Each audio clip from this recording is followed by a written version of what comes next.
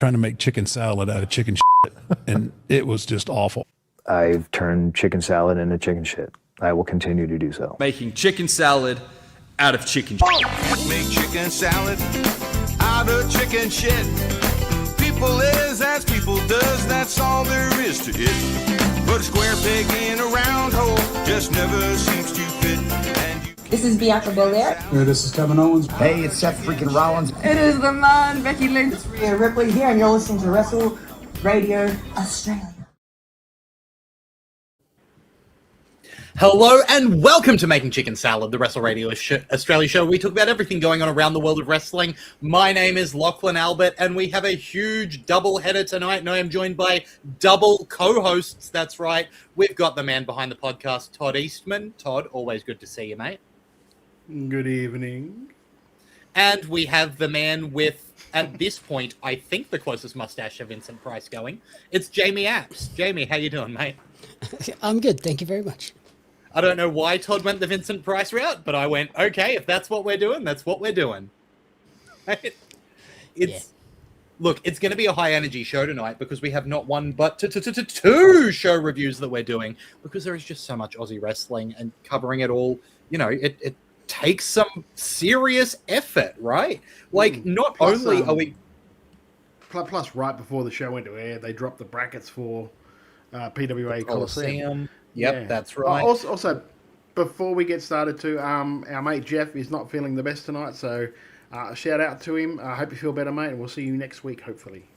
Yeah, much love out to Jeff's corner of the world. We really hope he's doing as good as he can at the moment. So pushing through. And look, there's just so much, right? And I'm almost getting unwell with the amount of wrestling that we're watching, right? First off, Aus Pro Fight of the Valkyries. That's free on YouTube. We'll talk about that. Then, EPW Beware of Dog. We've been talking about that coming up for weeks now. That's on EPW's Vimeo. We're going to talk about that. We're going to talk about the PWA Coliseum bracket. We're going to talk about what's going on in Sydney in less than 2 weeks' time because AEW's rocking up and the card's starting to form there. We've got, you know, the fallout from the Royal Rumble to talk about because that just had... like. It's non-stop. So if we don't get into it, we're not going to get it done by Thursday, the end of Thursday night.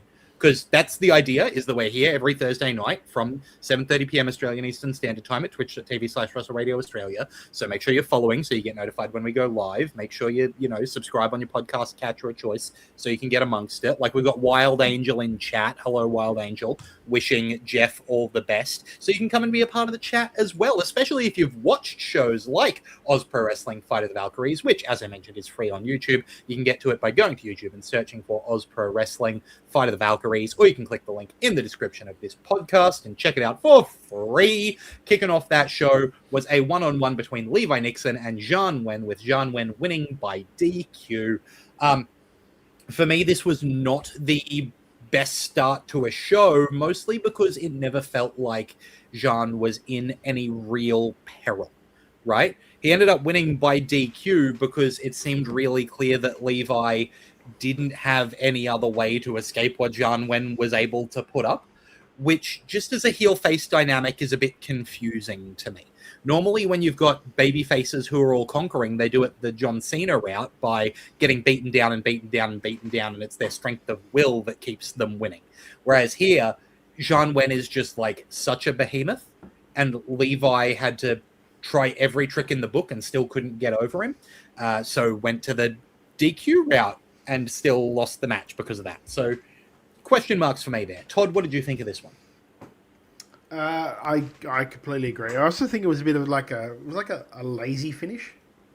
Like if you're going to do it, at least try and distract the ref before you just go for the low blow. Because I'm assuming he went for the low blow to try and get the win, like you're supposed to do, not to just end the match. Because otherwise, why wouldn't you just get out the ring and run? Yep. Do you know what I mean? So it was just like, it was one of those things where like I was watching it and when it happened, I'm just like, was that right in front of the? Well, that was a bit lazy. Like you probably could have thought of something better to get yourself DQ'd. Yeah, it was one of those ones where they were like, oh, we don't know, we don't want either of these guys to lose. Well, if that's the case, Yeah. don't pair them. Don't put them in a match Yeah. together. Yeah, like that's the thing there. And I also felt like part of the issue with this is just pace wise. Like Levi Nixon is a guy who can have a fun, quick match, or Jean Wen is a guy who can do some like exciting powerhouse stuff. But the mix didn't land, and it wound up being a bit stilted and juddery and not getting the pace of the show up the way that a first match should. Right? Yeah. Yeah, It that was wasn't my really biggest complaint. Yeah, I imagine because everywhere's been hot, it might have been a really hot afternoon down there, so that could excuse the crowd being a bit muted as well. But it just wasn't. It probably wasn't the best opening match, or a match to put on as an opening match if you want to try and fire a crowd up to get them into the show. Yeah, exactly. And look, I assume that there's going to be something interesting between these two down the line. I have to assume that this isn't the end of Levi and Jean Wen. But I hope that it led more into Levi and Sam Yanis. But like, then why have Jean be the babyface here? Is my question. Like, and for his character, he'd want revenge, right? You would think so. Yeah. So I think this was assume just there's like, more coming here. This was built in my head watching it. This was more to get across the Levi Nixon cowardly heel character. Yeah. And that was the reason that they put him with Jean, because if you're going to be a coward, that's someone to be afraid of. And it just felt like this was more to get character over rather than a match. And I feel like we could have done that with a promo, which then you wouldn't open with it. It felt like it was good elements, just implemented strangely and in a weird spot on the show. Yeah, absolutely. And I think that like lack of momentum really impacted the next match as well, which was Tommy Hellfire versus Paul Fury, who was accompanied by Fat Cat Canby. Tommy Hellfire is so established in Victoria. Like, he's a guy who knows how to play the hits. And I think having someone with that experience up against Paul Fury, who is a newer face but has so much potential, I think was, a really interesting choice. The style that the two of them work is a bit slower, right? Because you've got two guys who are focused on being bigger and stronger, which leads to a slower match. And that really needs to be in comparison to a fast kickoff, I think. If you'd had an exciting opening match, then a pace like this works a lot better. But here it felt a bit slow. And the bit that confused me the most was Canby. Because Canby's a heel, question mark. But Paul Fury's definitely a face, and Hellfire's definitely a heel. So, like, what was Canby doing here? And Canby's managing Fury, but him distracting the ref led to Fury losing, and that didn't make sense to me. I don't know that the two of them had a whole lot of chemistry here. And like we've said before, sometimes good wrestlers just don't have chemistry with each other, but I don't know that these two worked together in a way that really felt great. Jamie, what did you think of Hellfire and Fury? Yeah, I think they were going for the sort of meat match. Sounds like a great tag team name, though. Yeah, Fury and Hellfire? Yeah! What a tag it's a great tag team. Yeah, it felt like they were going for the meat match, but also not committing fully to that. Like, I would have just loved to see these two get in there and just trade blows. Like, hit me with your hardest forearm, chops, and just do that for 5 minutes and you've got an awesome match. But then it got to that weird, like, finish with Canby distracting the ref and then getting his hand stomped on, and then that was the finish. And I was like, what was really the whole point of all of this? It didn't really help Tommy. It didn't help Paul. I don't think it even helped Canby at all. It was just a strange match. Yeah, it felt like because Paul is well, we think Paul is a babyface, but it's hard to be a babyface when you've got a heel manager and you're up against a guy who was pretty much the dead set heel in that company, who has been portrayed that way for the last however long they've had the shows. So, like, I really don't know. I think they're almost set up to fail when it came to that sort of a dynamic. It was like, how do you get how do you get sympathy for Paul in the heat when you've got the manager on the outside, especially when the manager's coming back later in the night to be really a dyed-in-the-wool heel manager with a heel like Wrestler. Wrestler, thank you. So it was just really it was really hard. It was and Tommy, like, it was like Tommy thought halfway through or during the match, like, I've got to try something, so I'm just going to grab this guy from ringside and do a comedy spot with him. Whereas, like, you're like, I don't know where you were going to.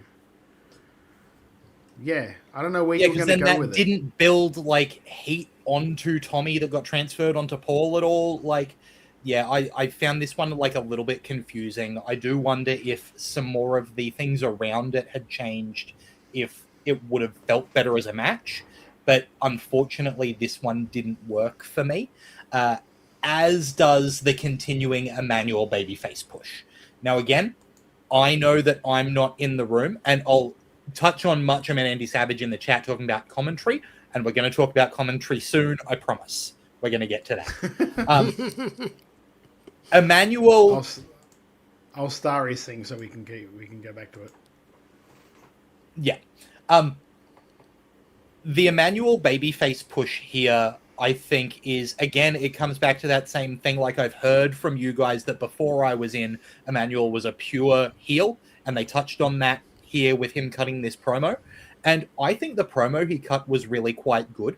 I just don't see him as an underdog. And that seems to be the type of heel of babyface they're trying to push him as like this, I've fought through everything, I'm going to keep fighting no matter what. And it's like, yeah, and you're 8 foot tall and look like a god.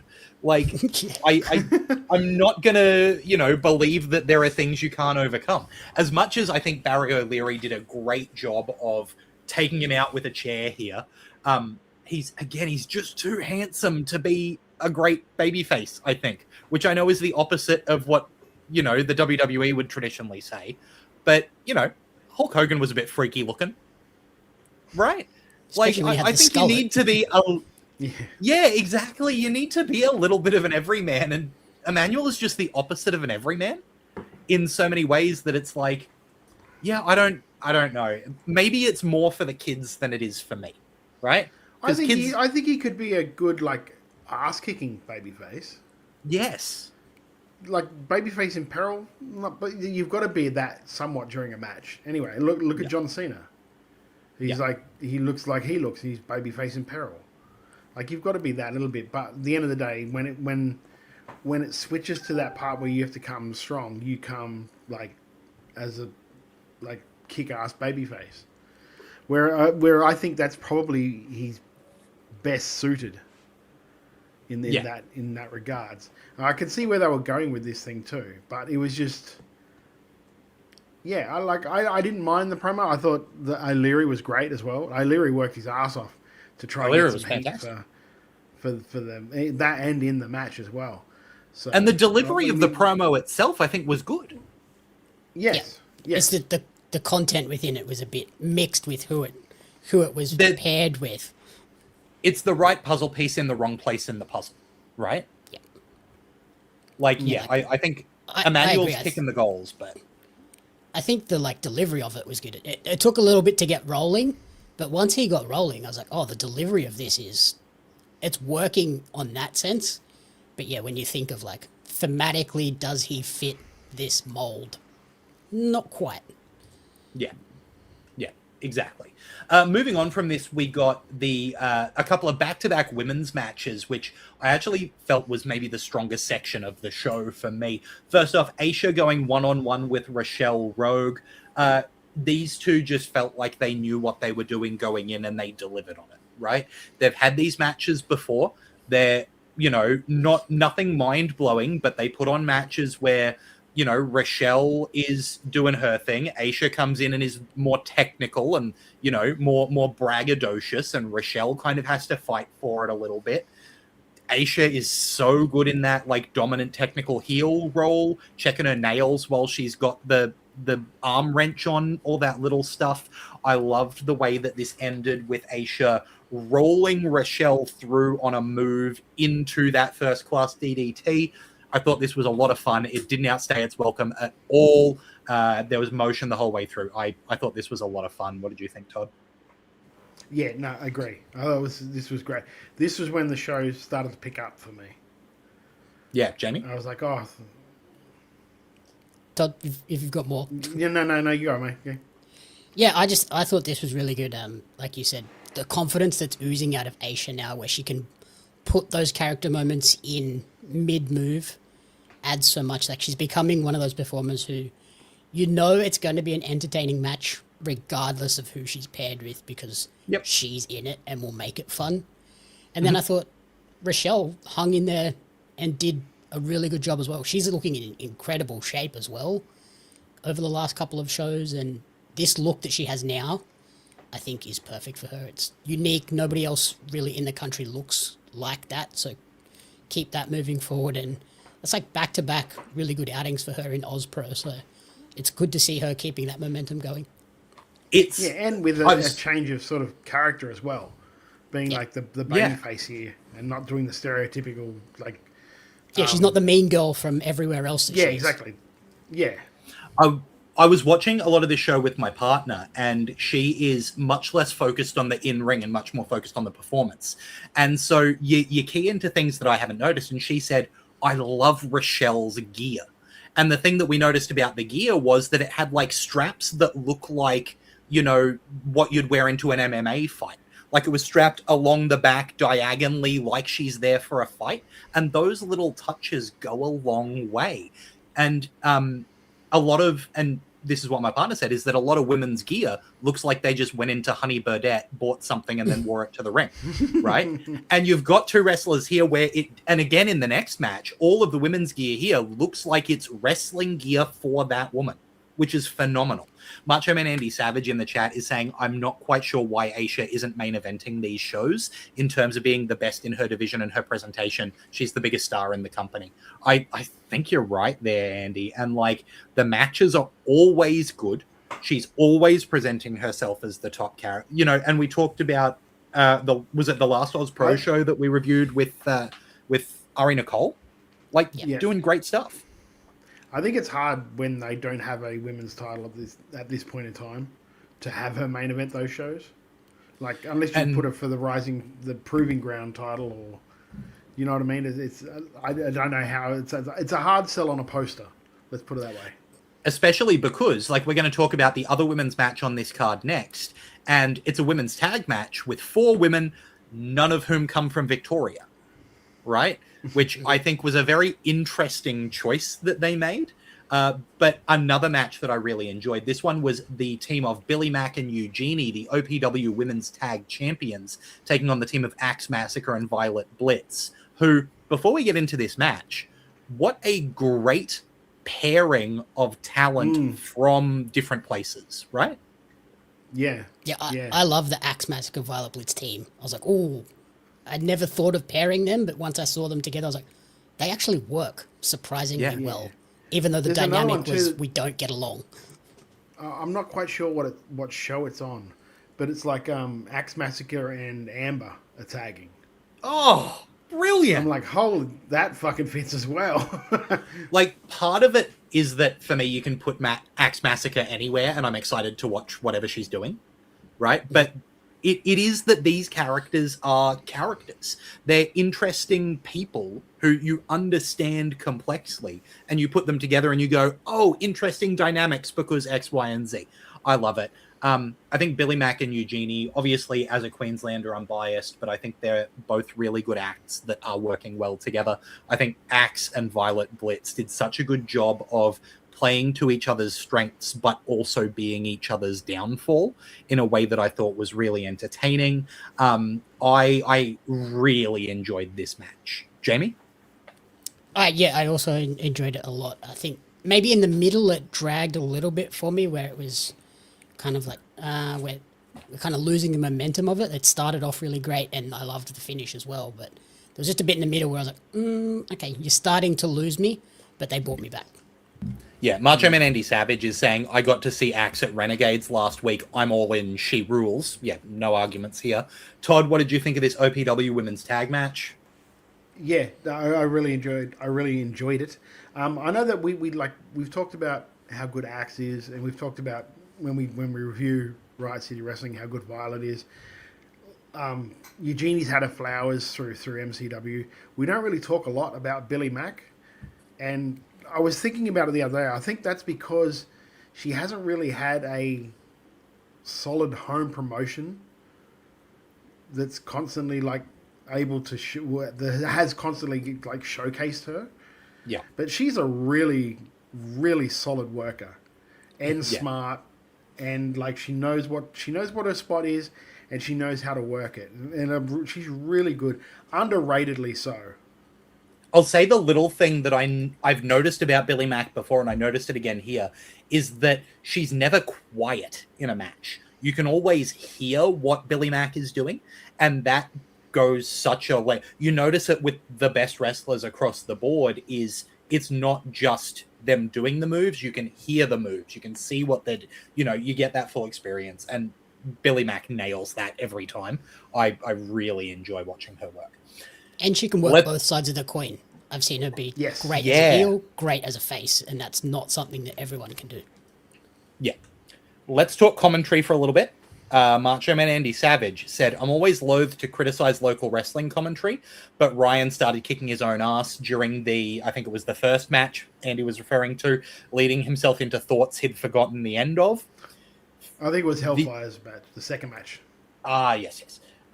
The worst match on commentary for me was the women's tag match. Not only did Eugenie get called Eugene a couple of times, but Billy Mack got called Eugenie, and Eugenie got called Billy Mack a few times. And yeah, I think that's just the least you can do is know the wrestlers' names in front of you. I know it's... Yeah, I'm going to give it a pass because it's Shebeki, and Shebeki's had people on the turnbuckle where he doesn't know their name. I know. So I know. Well, she fights an uphill battle there every week. So poor Ryan didn't know he was getting into with chess. But aside from that, I actually found him really entertaining. Just that nice. It was like a throwback, which I really enjoyed. I found it so up and down. Right? There were moments where they would say something on commentary that I thought was really fun and entertaining. And there were other moments where it was like, oh, I feel like you haven't watched the local wrestling scene. And I know that that's Shebeki, right? But when you have a match where part of the gimmick is like, if this goes to time, what happens? And then one of them asks, how long's the match been? And someone says between 0 and 15 minutes. Like, that was funny. I'm sorry, but that was funny. Yeah.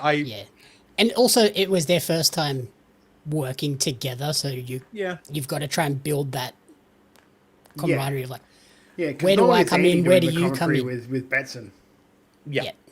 And I know that I'm more critical of ring announcing and commentary than I am of a lot of other stuff, just because I've been in that spot, right?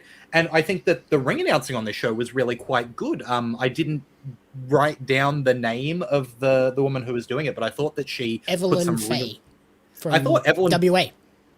There you go. I thought she had some really fun energy in there. I was really impressed by that. So yeah, that's good to see. And comment in the chat from Skyven saying that Axe has been great at all the Dude Where's My Ring shows as well.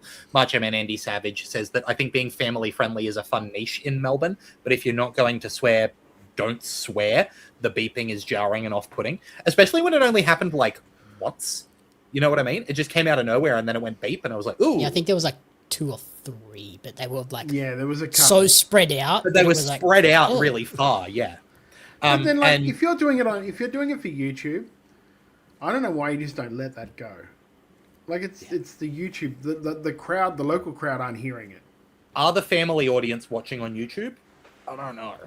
Probably not. Yeah. Like if you're like those family friendly shows, they're live shows. You're taking the kids just to get the kids out of the house for an afternoon or an evening. Yeah. Right. But yeah, I think that these back-to-back women's matches were a real highlight for me, as was, and Simon in the chat saying that Evelyn's been doing the ring announcing for the EPW Go Time shows as well. Yeah, you can tell that she's done it before, right? Yeah. So really enjoyed it. I was really excited to see her getting a chance outside of Perth to kind of, because obviously not everybody's watching Perth wrestling all the time, so it was good to see her get a chance somewhere else. Yeah, absolutely. Moving on to the second half of the show, post-intermission, with Owen Steadman taking on Jackson Atlas with Fat Cat Canby in a proving ground match with a gimmick that I find really interesting, where a challenger gets a match against the champion, and if they can survive, if they can not lose within the time limit, either by winning or by taking it to time, then they get a title shot at an upcoming show. Unfortunately, Todd, also a big fan of the proving ground or eliminator match. We've got Todd shaking his head there for anyone in audio. Unfortunately, I talked about it last week as well with MJF and Brody King. Yeah. I think the problem with this one in particular is that Owen just won that title. So either Owen, the new champion, immediately can't win a match, or Jackson Atlas doesn't get a title shot out of this, in which case, what's the point? I hate to break this to you, mate, but did you watch Dynamite this week? We'll talk about that. Just won that title. We'll talk about that later. So, like, here you've got a situation where, you know, Atlas comes into this proving ground and he can't even survive for 15 minutes to get his title shot. So it's like, where does that... Well, it's the thing too, like, if you're going to do this match and have, like Owen go over, just have him defend the title. Yeah, exactly. Yeah, just have it as a defense. And have him then come out and say, or even say that you're going to have a proving ground and then have him go, I don't need a proving ground. I'm a fighting champion. You want the title? Come take it. This can be a title match. Well, especially like at the end of this match when like Bush Kelly comes out and just challenges for the title. Yep. Yeah, Jackson's going to be sitting there and like, oh, I could have just asked for a match. I could have asked for the title. I should have just done that. Why didn't I do that? Yeah. In that case too, Canby, shit manager. Yep. Yeah, where did you get your manager's license from? Yeah, brother, you got to fight for your guys there. So as you're mentioning there, Bush Kelly comes out after this match, and by the way, like, let's make it clear, I really enjoyed this match. Jackson Atlas held up his end of the bargain in ring 100%. Owen Steadman continues to look like a beast. That deadlift German's one of my favorite move performances in the world at this point. It looks fantastic. Owen does a backflip. I love a backflip. I think Owen is great. I think I can do half of one. That's where I fall on my back. Yeah. I think Owen is great, but Owen to me screams Dean Malenko. He's got big Malenko. Like, great in ring, like technically really, really sound. I don't see a personality past that.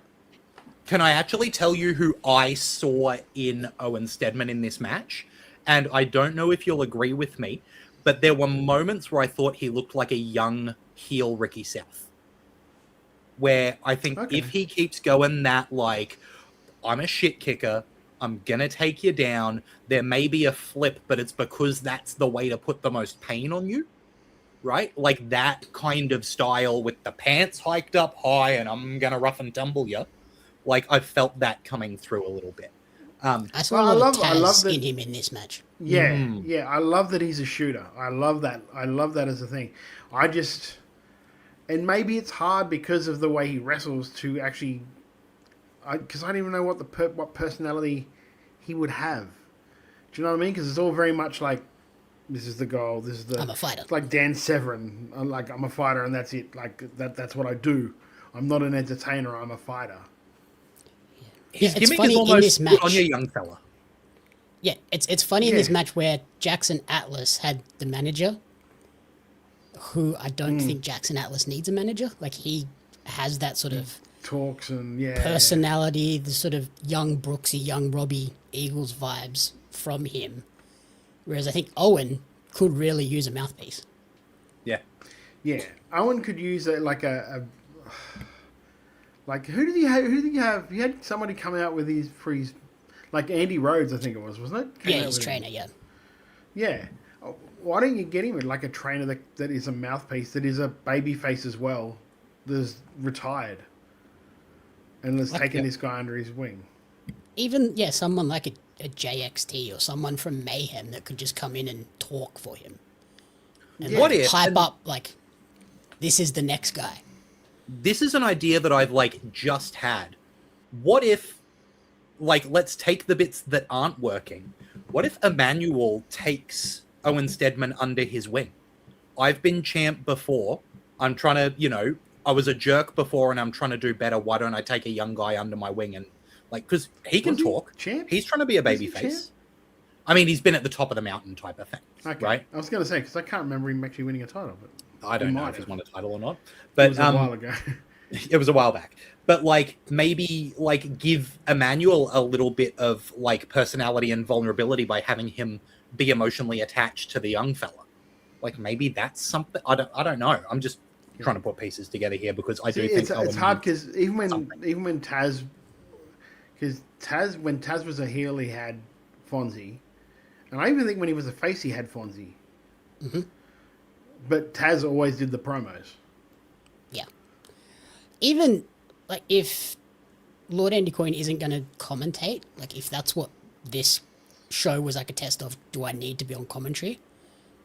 Maybe have Andy manage Owen. Well, see, he can't because Andy is so wrapped up so in clearly as the owner. the company. well. He's front of house as the owner, so he can't come out and go, I'm also going to support this guy and push this guy to the moon. Yeah, it's hard. It is hard. I'm scaring my mind to think who you could put with him, just to be his mouthpiece, or maybe just don't even have him as what happened at the end of this match was probably perfect, except he should have said less words. Yeah. Even less. You're on.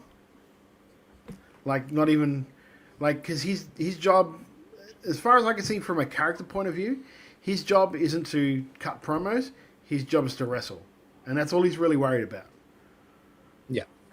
I do think it's funny that Bush Kelly came out and addressed the fans thinking of him as the guy in the funny hat.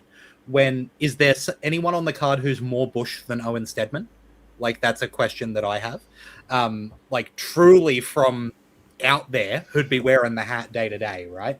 But I don't mind Bush Kelly going with a harder rep because I like Bush Kelly, and I assume this is going to lead to a really good match.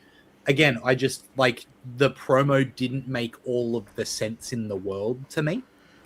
I think the promo was fine. I think the second promo made no sense. Yeah. I think the promo was fine. Owen just going, dude, you're on. I'll take you on. I don't care. And then him going, that's all. That's the bit. And I said this to you guys off the air. This is the bit I was like, what? Because his main part about being angry is that Owen didn't say more. Mm. Yeah. He gave got you the match what you you wanted. wanted. Yeah. You, Be happy what with more that. What more do you want, brother? Do you want to hit a fucking 5-minute soliloquy before he does it? No, he's just going to say, hey, I'm going to give you the match. And it just seemed too overly manufactured a reason for him to be heel. Whereas you could have just had him go, cool, shake his hand, turn in, clothesline him from the back, something like that. That's your heel turn. Not a. Yeah, it felt not a- like- that's all you had to say. That's all you want to say to me. That's all you can say. I'm that's all he has to say. Yes. Yeah, Here's because your his match. character is, I can kick anybody's ass. I'm not afraid of you, so yeah, I'll take you. Yeah, exactly. But yeah, moving on from this, we had one-on-one between Gore and Matty Hayne. Gore accompanied by Breakfast, of course, before then challenging, of course, Mitch Waterman for a last man standing match. Nope. Ryan Rapid. The other one. Ryan Rapid. The other water Yes. one. Yes. Before challenging Ryan Rapid to a last man standing match. Damn. I thought that It would have Matty been Hayne- okay, but you know what? Mitch has never worked Aus Pro. Yep, very true. Look, there's too many great Australian pro wrestlers at the moment. Don't It's fall like back keep on track that. of them all. Don't. Because Australian wrestling is so good. Okay, Yeah, no. Take the L, mate. Take the L. No, and it's just like I'm really excited for that match, and I got so excited I forgot his name. That's all that happened there, straight up. Gore beat Matty Hayne. I thought Matty Hayne did an awesome job in his role here, where he was never really going to look like a threat to Gore, and I think that was by design. I think that he made the absolute most of his time out there. I think Breakfast did an awesome job being the fun part of the team, who's really bringing the fun out of Gore and showing off the muscles with Gore. I thought was delightful. I don't quite get the fish stock thing, but that's neither here nor because there. they threw out juice boxes when it was the juice boxes, the poppers. So Gore doesn't so of course get it, Gore, so he's thrown out stuff. Yes. Yeah. It's not terrible, but it's. I wonder if it's one step more than they need. But yeah, and Gore's a beast. He looks great wrestling. Jamie, what did you think of Gore versus Matty Hayne? I wasn't the biggest fan of this. I just felt like it didn't really progress the story of Gore and Breakfast until the promo at the end. I don't know if it Matty did good in his role, but I don't know if it was the greatest way to debut him on this show, just getting his ass handed to him essentially. I feel like we could have achieved. Everyone's going to get that happen with Gore. Yeah, but I just feel like we could have achieved what we needed to with the promo bit at the end without the match. Like the match didn't really achieve anything at all. Hopefully, we're going to get to a blow off of this story because it feels like it's been going for the entirety of Aus Pro's existence. And I'm like, can we just get to the end of this, please? Yeah. Todd? Yeah, bring back Ben. Have Ben do a, what was it, Linda McMahon, stand up out of the chair thing. I'm loath to bring that back, but that's the only thing I can equate it to, what this storyline is. Look, I think it was fine for what it was. It was a match to get to a promo, I think.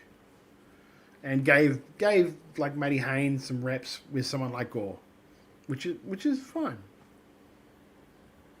Yep. Matty Hayne, great gear, I'll say.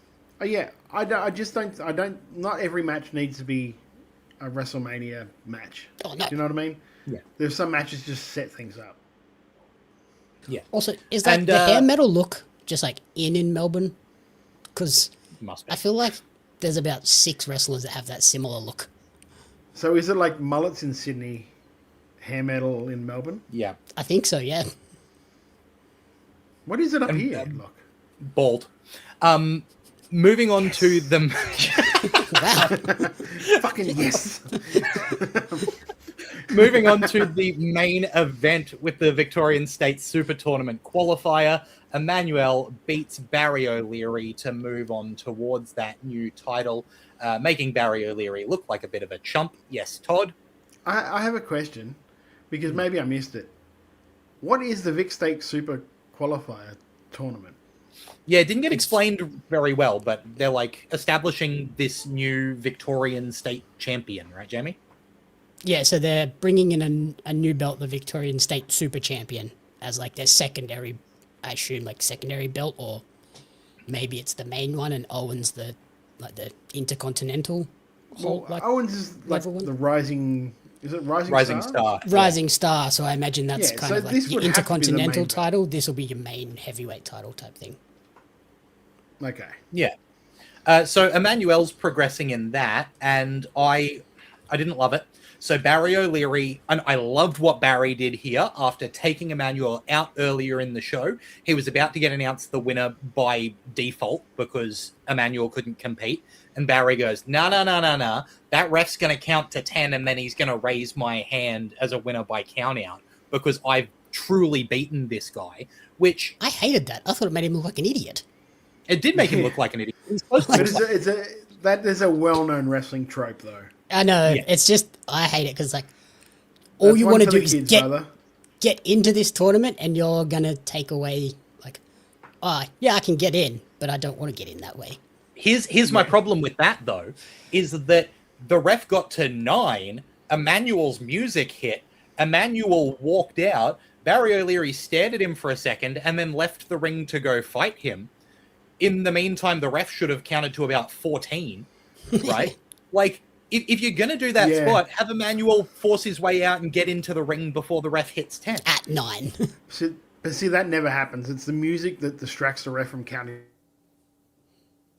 We need less distractible referees, is what we need. That's... Did Todd just freeze? Yeah, Todd's out of here. The other thing that I really didn't like, so, you know, Barry keeps trying to win. He can't quite get the win. He's resorting to cheating, blah, blah, blah. It ends up with Emmanuel hitting a cutter onto a steel chair, which, somebody please, how is a cutter more effective on a steel chair? Surely that just hurts the guy doing the cutter, right? Yeah, but that's another one of those weird, like, wrestling things. It's like, it counts. Todd's back by the looks of things. I'm No, back. I don't Yeah, think sorry. a cutter on a chair does count. I think a cutter on a chair hurts your back and does nothing to the other guy. Unfortunately, I liked what Barry was doing here. It just felt like he's concussed this guy earlier in the show, and then he continues to hit him with super powerful moves, and Emmanuel keeps kicking out at 2, and then he takes one cutter and gets pinned. I didn't love it. Todd, what did you think of the main?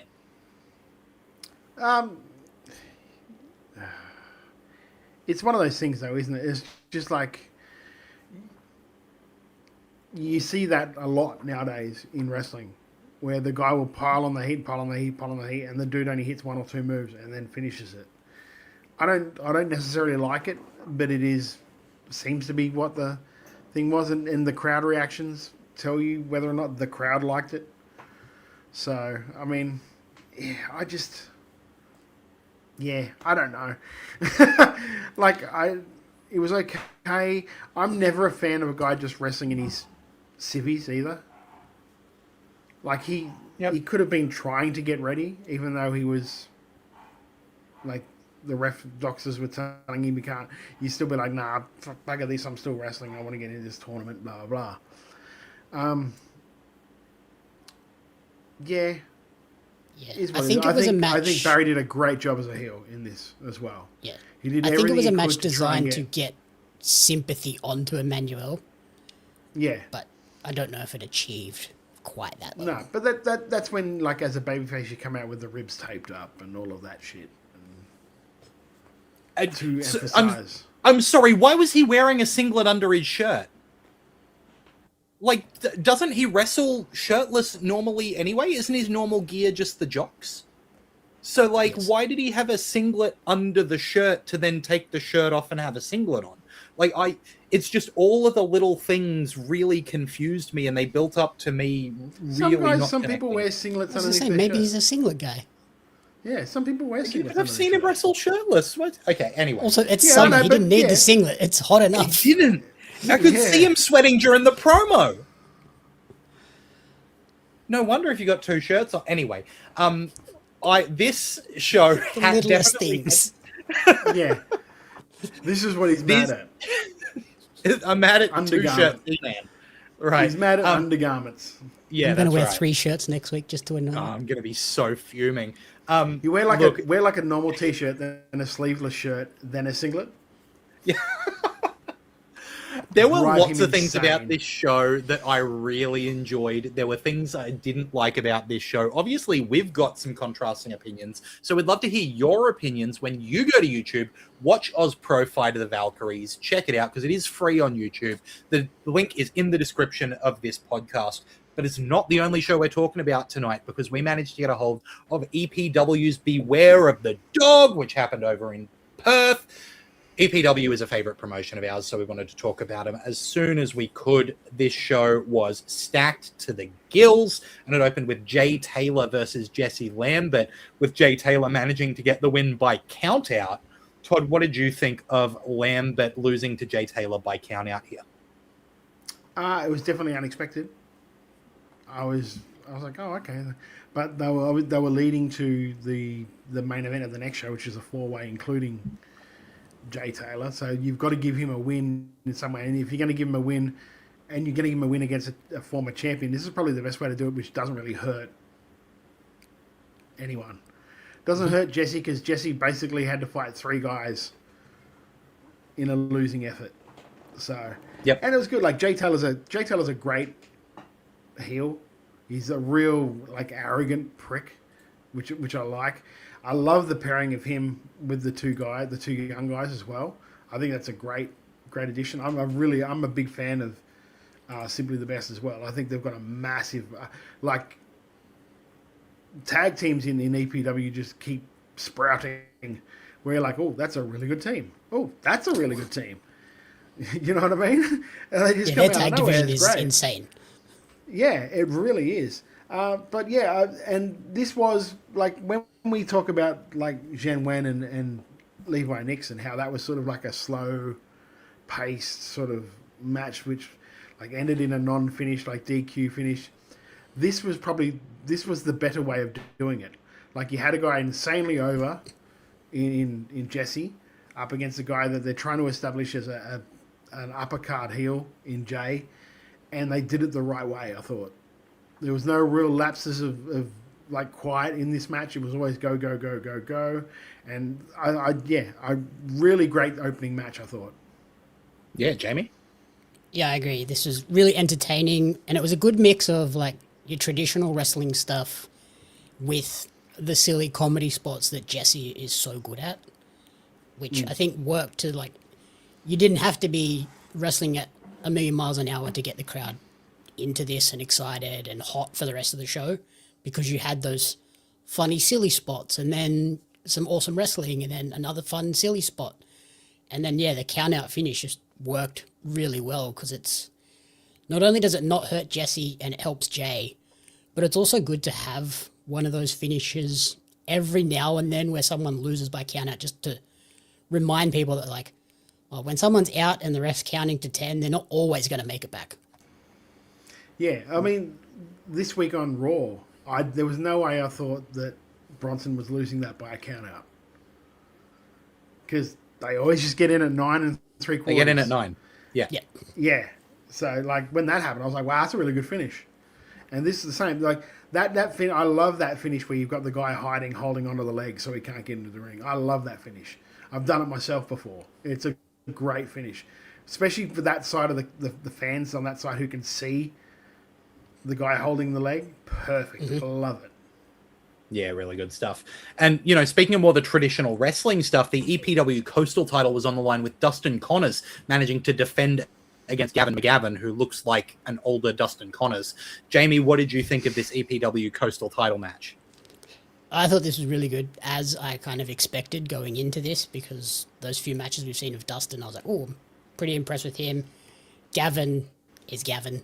Like, he's always going to be great. And I think, yeah, it just proved that Dustin has a really bright future, being able to hang with Gavin and get into that real technical stuff that Gavin does and not look out of place.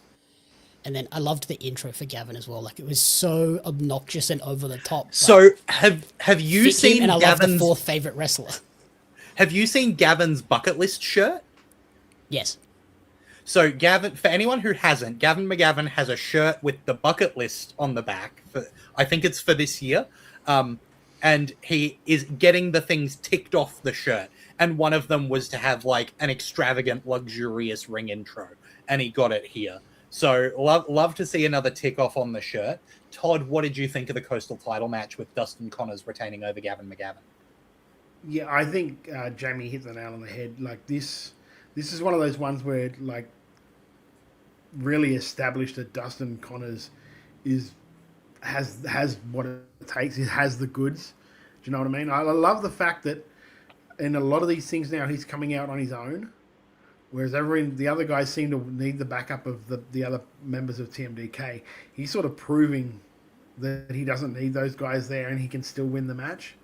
So, yeah, really good. I think he's got a ton of he must have a ton of upside when you've got guys like Pitt and Slater, like, vouching for you.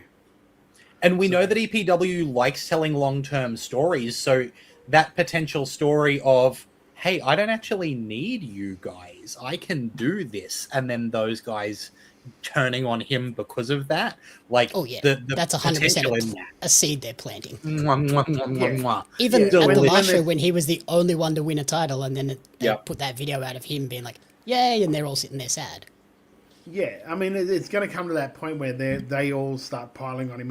He's just, well, I'm the only one with the championship here, guys. Yep. But yeah, moving on there for a match that I think we all agree didn't need a championship, that on pretty much any other night would have been the main event. Solomon Blackwell, Damian Slater, 2 out of 3 falls. This one managing to go to Solomon with 2 falls to Slater's 1. Todd, what did you think? Yeah, I love this. I love this. This is if you like straight wrestling with none of the like silliness that can happen around it. This is the one where the guys didn't really need an outside of the ring. Like, they could have done that in that cage. They could have done it with no ropes, and it would have been a great friggin' match. I love this. The chain wrestling was so good. The submissions, the transitions into submissions, I loved. I thought the fact that they had Slater beat Solomon in that first fall with the Slatality straight up, you're like, okay, cool. Because they haven't burnt Slater's finish in the first. I like that. That's good. It means that if he hits it later on, if or when Solomon kicks out, that's a big deal.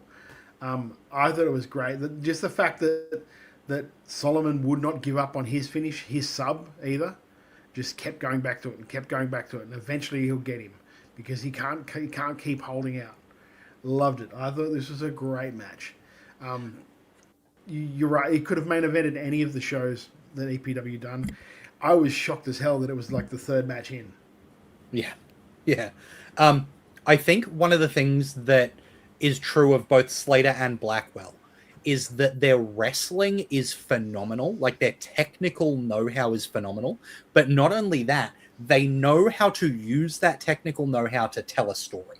And for both of them, it all comes back to what story they are telling between the ropes. And I think when you put the two of them together, that becomes magic. Jamie, what did you think of Solomon Blackwell and Damian Slater, 2 out of 3 falls? Yeah, I loved this. This was like you were talking about how they tell a story. I think the story was Solomon was confident in his own abilities and his finisher, and if he locked it in, it would eventually get him the win. Whereas Damian was kind of on that side of, I'm questioning my abilities now as I'm getting older, and he was resorting to those little sneaky moves, like grabbing the tights and going for those sort of things to try and get that one up over Solomon, who he was so desperate to beat, which then made that the final fall of the submission and him tapping that much more impactful because you know how desperate he was to win this. So for him to tap, it must have been devastatingly painful. I thought that was awesome. The thing I really wanted to note down too was we all know Solomon technically is fantastic, can do all the moves, can do all the transitions and technical stuff. His selling, though, is awesome as well. Like, when he's getting beat down, you'd think he is dying. Yeah. There's good wrestlers, man. I love wrestling, right? Moving on, though, we had the EPW champion, James Hartness, teaming with Lucas Fantasia to take on Simply the Best in a losing effort. Todd, what did you think of this tag team action? I said it earlier. I really enjoy Simply the Best. They've got something. Like, for two guys that are, I think they're just fresh out of the school, putting him with someone like Jay Taylor, who has years of experience, is a really, really smart move. But do you know who they reminded me of? And I hope they don't have the same career trajectory. But at this moment, and I don't know how good your knowledge is of like late WCW sort of like wrestling, but Jindrak and O'Hare. Oh yeah, that's who they reminded me of. Just two guys who like, they're young, they're raw, but they have something. Like, I know that Jindrak is like something massive in Mexico, I believe. I can't remember where now, but he was for a long time.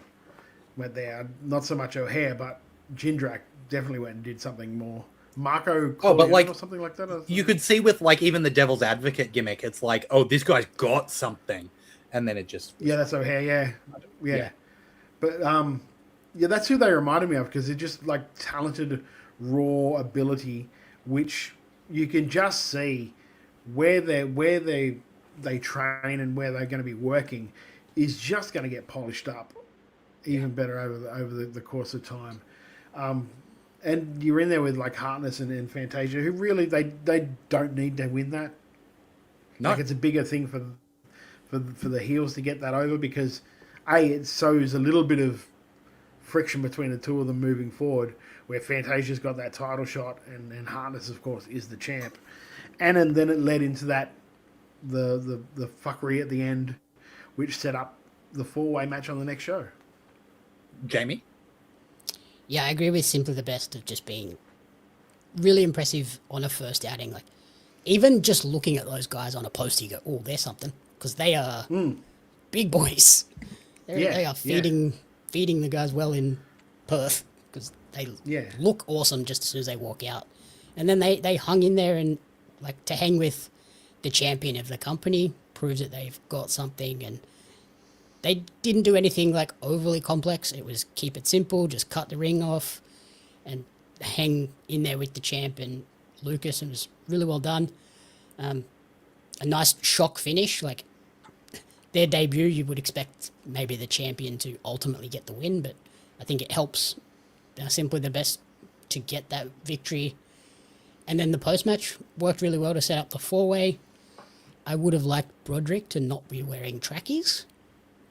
Like, just jeans. I probably wouldn't have minded if Fantasia didn't just stand there watching it happen. Yeah. He just stood there, and especially when what's his especially name? as a face. He's a face, and Broderick's like his sworn enemy. Yeah. And you stand there in the ring just looking at him, going, "What are you doing?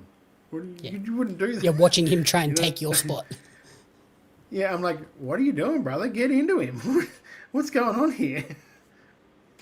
Yeah, can't argue with that. Now, look, there's big like stakes and everything going from that match, and obviously the main event was going to be something huge. So it looked like this next match was there to sow a little bit more fun into the card, and that's the Great George managing to get the win over Chris Target. Jamie, what did you think of these two? Or This these was six, really fun. I guess. Yeah, this was a fun, like, let's bring it down, chill out for a bit, let's just have some fun, and worked really well. Again, like, Stella Nix being paired with Chris and Michael, she's coming into her own. Like, she has that much confidence on the mic and just has that crowd eating out of the palm of her hand on the intros. Yeah, Yeah. 100%. So I'm guessing they're sort of like starting a breakup between these two, like Target and Moleone? Somewhat? Maybe? Or like slowly starting? Again, EPW's Yeah. happy to tell stories over months and months and months. Yeah, because Moleone was very, like, fuckery in this. And none of it ever helped Target. Yeah. Do you know what I mean? Stella was right into it as well, like, Yeah. and he was, like, trying to back her away from it, so there is definitely friction in that team.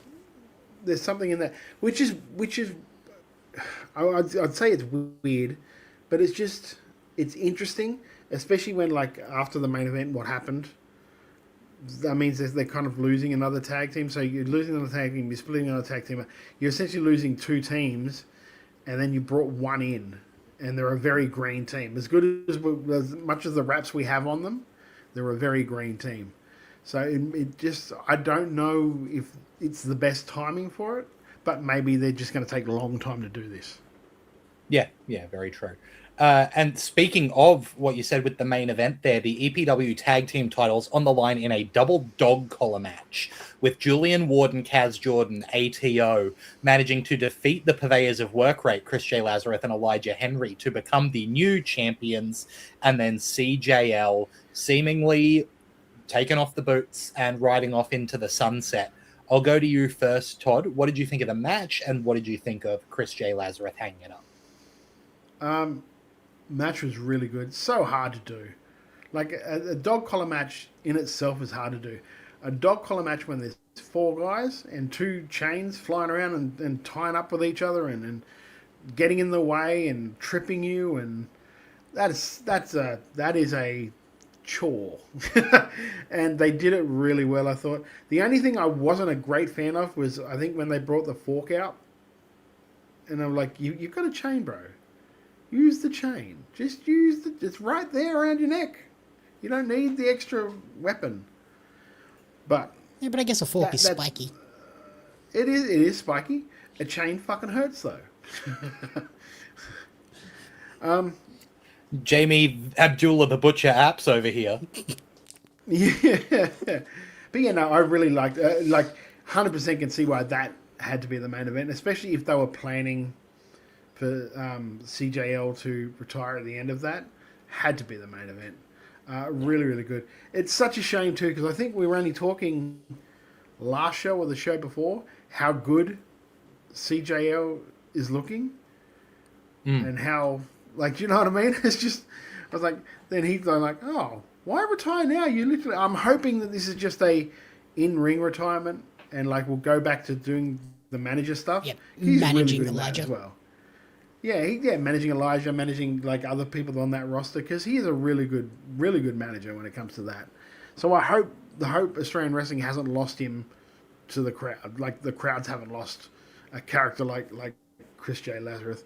Really, really good finish. I think, and we talked about this before the show, I think maybe it should have ended with that table spot and not the spot after. Kind of felt a little hat on a hattie. But aside from that, like, these 4 guys went out and killed each other. A really, really good match. I said before the show as well to Todd that with CJL gone, it feels like that's pretty much the class of EPW originals, you know, the ones that were left over the past 2 or so years. Like, they've all started to bow out. So it's a big one to lose with CJL, who's been so instrumental on all of the shows for the past little while. Jamie, what did you think of the main event here with the double dog collar match? Yeah, I thought they did a phenomenal job. A couple of things I noted down was, Julian, please don't take unprotected chair shots, because that was, it's always so gross. Like, just, Yeah. Put your there's hand no up, brother. need for it. Put your hand up, please. Yeah. Like, it doesn't make it seem more devastating. It just makes me think, you idiot. Yeah.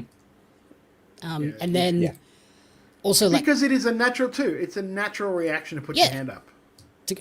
At least make a move to do that. Don't just take it. And then production-wise too, I feel like I love the way this show looked in the ring, but as soon as they got out of the ring, you could not see dick. That's a common thing with the EPW shows. Yeah. I think that's the kind of thing that we've said time and time again. We've said more than once, yeah. Yeah, and I think if I recall, by talking to a few of the guys, it's really hard to light that, to have the light that far that you can have the outside of the ring, but then also in the ring in that venue. So, but I wonder, like, obviously it doesn't, like, that venue obviously doesn't have lights that are on, like, a dimmer or anything, so you can't, like, slowly turn the lights up just a little bit when they go out of the ring. Simon in the chat says, yeah, I'm working on it. That's good. At least they're trying to fix it, because that was just distracting for me. I was like, damn it. I would love to see what's happening. It does look funny sometimes when they go diving out of the ring into just the abyss. It's darkness. He's gone. It looks like Rey Mysterio in that Royal Rumble on top of the roof. Yeah. And in person, you don't notice it, right? No, Like, in person, you can see what's going on. Yeah. Yeah, because your eyes adjust to it, but on the camera can't adjust fast enough where you see it, so it's annoying. I loved would have liked it to finish on that the table spot that Todd mentioned, but I did also love the fact that when Julian went for the pin, Kaz was like, no, I have to be the one to end his career. Like, I want to finish him. So I loved that Kaz was the one to do it, because he has that more long-term feud with Chris J. Lazarus, so he should have been the one to do it. So that was nice. And ultimately, if this was CJL's final match, he had a hell of a run to go out on and elevated Elijah up to that point of being like, he's a major player in EPW now. Yeah. Yeah. And I love the fact that like they offered Elijah the handshake and he turned it away. Yeah, he didn't kill his own character just because No. CJL's career's done. Yeah. So I did enjoy that. I thought as well.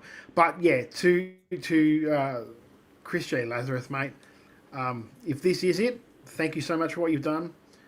Great work. Just an awesome heel. I really hope that this is just in ring and you'll continue to go into managing and stuff like that, because it's a dying art. Managing, trust me, I know I'm the one dying. It's a dying art, and it's really hard to find good ones. And you, sir, are a good one as well. Not only are you a great wrestler, you're a really good manager as well. So I hope you stick to that. I hope that's not the end. But if it is, or if you're just taking a break, mate, enjoy your break. You've definitely earned it. Absolutely. And look, we say it every time. The quality of shows that EPW is putting out is ridiculous. They do just some of the best stuff going, and it's worth every penny. You can head on over to vimeo.com/channels/EPW Perth and get a hold, or you can just Google EPW Vimeo. It comes up. But yeah, vimeo.com/channels/EPW Perth gets you access to all of those EPW shows, whether you're subscribing, whether you're buying them individually, whether you're renting them, whatever you do. You can check out Beware of Dog there on the EPW Vimeo. And it's stacked, right? At least two potential match of the years on this show. Yeah, yeah, exactly. Yeah. Like that was what Simon said. Matches as well. Yeah. Simon said your WRA 2026 match of the years started already. It's like, yeah, twice over, right? Like just a ridiculously high quality show that's absolutely worth your time and worth checking out. Again, you can search for it or you can hit the link in the description to get onto there. Beetle Bailey says, I'd like to see more managers. Honestly, they've always been a big up for me. Couldn't agree more, Beetle Bailey. You're absolutely right. Tell the promoters, mate. Don't tell us. Tell the promoters. Tell the promoters. Who are the promoters? Yeah, but not only in my place. And I've always welcomed people that want to manage. I've always guess what? That place has managers. I'll tell you that. Yeah, if somebody has a manager and they're like, "Oh, do you want me?" I said, "Bring him if you want." Like I don't like it's because I know, at least I know with Mitch and I, we're kind of a double act.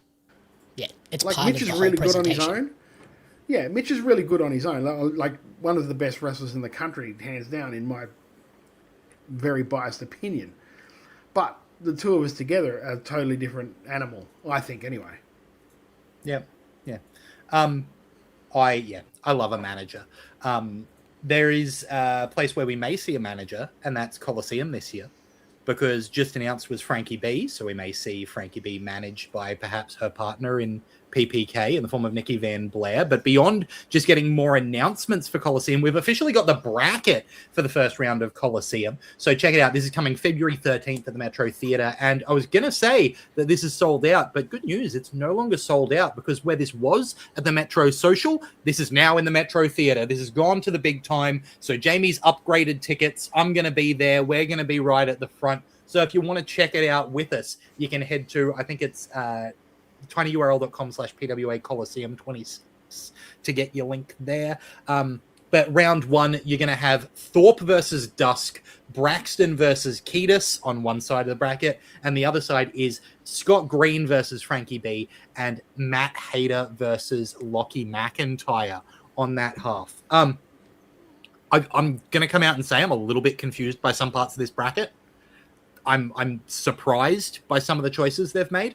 Robbie Thorpe versus Edward Dusk, I think, is a really interesting first round matchup, considering they're both Victorian guys. So you're guaranteeing to get a Victorian in the semi-final. There's no chance of just and putting all the PWA guys through. They're also wrestling each other the week after in Melbourne. Yeah, it's like the big story in MCW is like also a first round Coliseum matchup. So like that's they're on the anniversary show, mate. Yeah, like no, they're not. They're not on Dusk anniversary. and Thorpe, sorry. No, sorry. I said the poster's right underneath it. What are you doing? Yeah, Thorpe's got but Java. they've been like circling each other for months in MCW. Yeah. So I see where your issue is. Yeah. But like long term, that is a story that we're going to be seeing in MCW. Meanwhile, and the guy who is going to be facing Edward Dusk at MCW Anniversary is Matt Hayter, and he's versing Lockie McIntyre, who's basically Matt Hayter, right? Like he's a cocky heel who loves the look of himself. He has more social media followers. That's true, right? He's not the official ego, though. He's just an ego.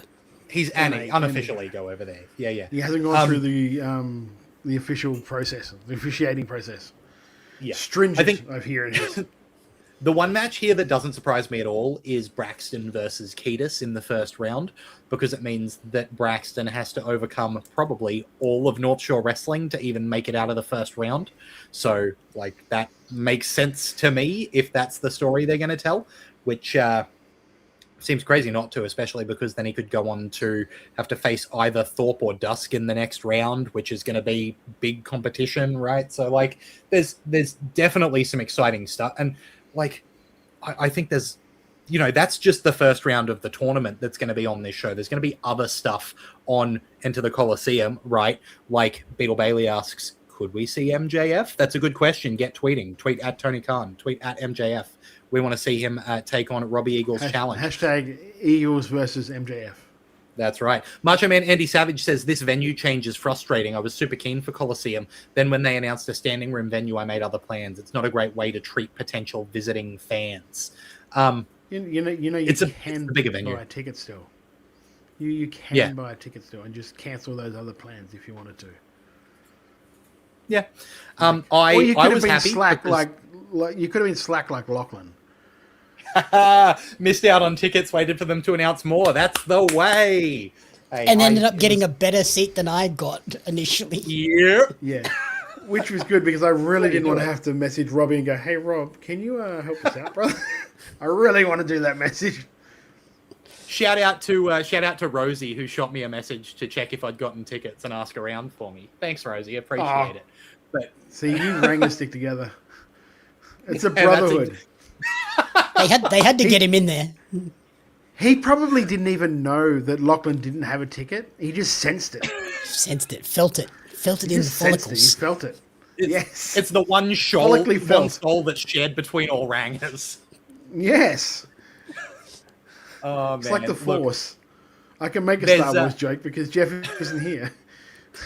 Stars War. While we're talking about what's going to be going on in Sydney, not this weekend, but next weekend, I'll mention Junk Shop Dog, who we love, who does some awesome figure stuff, has sent out a press release mentioning that the WWE Hall of Fame 2024 class member Bull Nakano is going to be making a one-off Sydney appearance on February 14th. So that is the Saturday, the day of AEW Grand Slam Sydney. She, has become a professional golfer since retiring. She's one of the most interesting people in the world. Someone who I was incredibly fanboying to meet when I met her a couple of years ago. So to see her back in Australia, I am thrilled about. You remember that, boy? Yeah. This is the thing that pushed me over the edge to decide that I definitely was going to Sydney, is the fact that Bull was going to be there. So, you can head along to, I think on TicketBo, you can get tickets to the meet and greet there.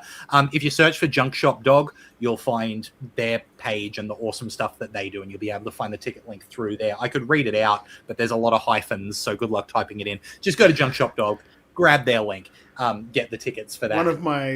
One of my favorite hats too that I wore to the point where it's been worn out and I just haven't bought it yet. Bought another one, the Bruiser Brody hat. I love that hat. You wear that thing non-stop. I did, didn't I? I wore it till I basically wore it out because I love that hat. It was so comfortable and just Did you get that like when we were down in OPW? Because that wasn't even that long ago. No, I got that well before that. Well before that, I got that. I bought it off their site. You've worn that thing to shreds. They have great stuff. Like big shout out to Jay. And I kept hoping because their hats are so really nice. I kept hoping that they were going to come out with a Dynamite Kid one, and they never did. It was always just the Bruiser Brody. But yeah, love it. I'm gonna have to go and look and see if they're selling them again because I was still selling them because you've just kicked me back into it. Because as you do know, I do enjoy a hat. It does. You're an enjoyer of a hat. I am a hat man. When you don't have hair, The Hatman's all you can be. Hey, Bald's big up here in Queensland. And yeah, if anyone I've heard. wants to head along to that meet and greet, their store is like 5 or 10 minutes away from the venue for AEW, which you're going to want to get to early as well because Ed Sheeran is also on next door. So go over there, get there early. There's plenty of pubs and restaurants and stuff thing around. on as well, right? Yeah, so you can go. The sports thing. The sports thing on as well. You can go and meet Bull Nakano, then you can go and get lunch, have some beers at the pub, and then walk down to AEW and have a fantastic Saturday. Yeah, Valentine's like absolutely Day. worth your time. So that's next weekend. But let's talk about this weekend because there's wrestling that goes on every week. Thanks to Michael Lee at the Australian Wrestling Community Facebook page, who is just the man with this stuff, who sent through this list. So if you're in the ACT this weekend, Slam Pro Wrestling League Slam Rumble in Bruce is going to be on Saturday, February 7th. Also on that date in New South Wales, Newcastle Pro Wrestling's Breakout in Broadmeadow is Saturday, February 7th, and Lucha Fantastica's Love Battle Sydney is on Saturday, February 7th. Up here in Queensland, if you're in Rockhampton, the Wrestling Allegiance Rockhampton War, get that one right, War's Smoked Festival is happening tomorrow, Friday, February 6th, and Saturday, February 7th. Meanwhile, in South Australia, PWSA's Saturday Night Showdown Battlefield Rumble is happening in Greenwith on Saturday, February 7th, and in Victoria, Professional Championship Wrestling PCW Slam featuring Evolution and Ignition are on Friday, Feb 6th, and Saturday, Feb 7th at Carrum Downs. So get along to some local wrestling this weekend because it's just the best. Also, we mention this every week because it's big. World Series Wrestling Rise Against. Get your ticket quick. I think Saturday for Melbourne is still available and maybe the Friday for Adelaide. Friday the 15th of May in Adelaide Entertainment Centre. Saturday the 16th and Sunday the 17th of May at the Melbourne Pavilion, and Monday the 18th of May for Panthers Penrith. Tickets are at worldserieswrestling.com.au. Run through that talent again. Bishop Dyer, Good Brothers, Nick Nemeth, Shotzi, Killer Cross, Scarlett Bordeaux, Priscilla Kelly, Matt Riddle, Man Like DeReese, Myla Grace, The Perea, Donovan Dijak. Stacked, right? Like, get on to that. The wrestling, yeah, thanks. There's the Loxcalibur image. We appreciate it. One of these days, maybe at Grand Slam Sydney, I'll get the chance to meet Excalibur. That's a big fingers crossed. I'd love that to happen. We can get the true Loxcalibur moment. I just want to see how quick that conversation would go. Oh my God. My head would be spinning in 2 seconds. Well, I'll tell you what spun my head was the fact that for the third week in a row, we've got a big interview to play during the intermission. I believe, Todd, you got an interview with Coliseum entrant Ben Braxton? Because you're Marks. Oh, no, sorry, that wasn't right. It was last week. Yes, yeah. I caught up with Ben to talk about Coliseum, all the stuff he'd been doing at Riot City as well. This year has been sort of like, I think, hopefully more so as we go on. The end of last year to like through 2026 will kind of be a banner year for him when you think about it. Because I even started off the interview with like saying, like, we always talk on here about him being like, oh, he's so underrated. I don't know why people don't push him more, blah, blah, blah. But then when you look at it, like, he's the Newey Pro champion. Has been for a while. He holds the Emerald Crown in Riot City Wrestling. And this past weekend, basically, at the anniversary show, called out Dean Brady for the Grand Championship. And now he's in Coliseum as well. I mean, if he's being held down, a heavy can someone favorite hold... too. Yeah. So if he's being held down, can someone hold me down? Because I wouldn't mind being held down. When's Mitch Ryder going to get held down like that? Jeez. All right. we need some, serious offers against us.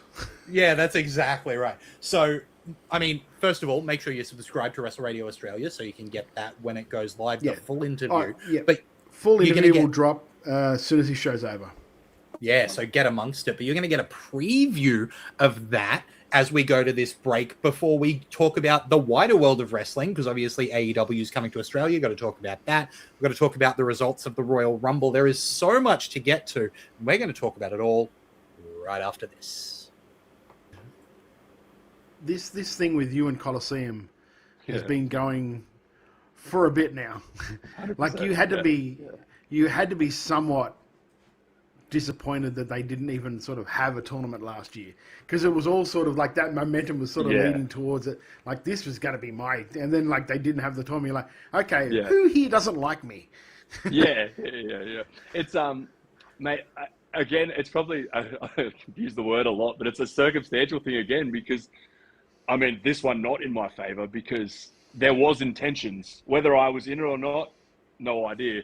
But the intention was October long weekend, the weekend in October, which then WWE fell in Perth, and you're not going to try and compete or even try and bring your fans in with that to the other side of Australia, sort of thing. So regardless whether it was 1 week either side of it, it didn't matter. You're factoring in everyone spending money heading to Perth. So I kind of like took it as it was, and like then there was all this talk about it landing in February, and I was like, great, hopefully Feb. Again, still no idea whether I was going to be in or not. And then AEW go and announce a February tour, and I'm like, mate, this is it's just not meant to happen. It's just not meant to happen. It's funny too, because like Feb 13th falls on my like wife's birthday, and I remember speaking to Robbie and saying, Robbie, like Feb 13th, should I stay sort of free, or like, because I've already got some stuff locked in? And he goes, I'd keep it free. Like, regardless, just the fact that they were going to be holding an event. We didn't know it was obviously Coliseum at the time, but there was no way I was going to sort of miss out on that opportunity to be eyes on that weekend. Do you know what I mean? So. Wrestle Radio Australia, Australia's longest running wrestling podcast, live every Thursday on Twitch, Facebook, and YouTube with Making Chicken Salad. They break down the latest Aussie news, shows, world wrestling news, and call out what was chicken salad and what was absolute chicken shit this week in wrestling. Catch the podcast the next day and follow them on Facebook, X, and Instagram. Just search Wrestle Radio Australia. Attention, trading card collectors! Are you ready to take your collection to the next level? Dive into the action with the limited edition Australian Wrestling Card, showcasing the most electrifying talent Australia has to offer. Imagine owning cards featuring legends such as Robbie Eagles, Shazza McKenzie, Shane Hayes, Madison Eagles, and many, many more. But that's not all. You'll also snag cards of the iconic referees, commentators, and announcers, just like me, Lord Andy Coyne, to truly capture the spirit of Australian independent wrestling.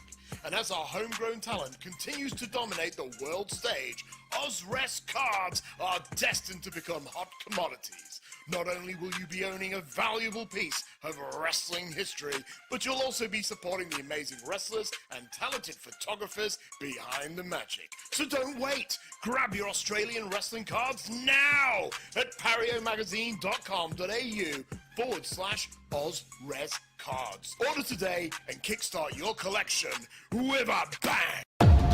Robbie Thorpe vs Jarvis for the MCW Heavyweight Championship of the World. I find it quite ironic. I call myself the gift for 7 years, but Jarvis is always the one with his hand out. He doesn't use his obvious in-ring ability to his advantage.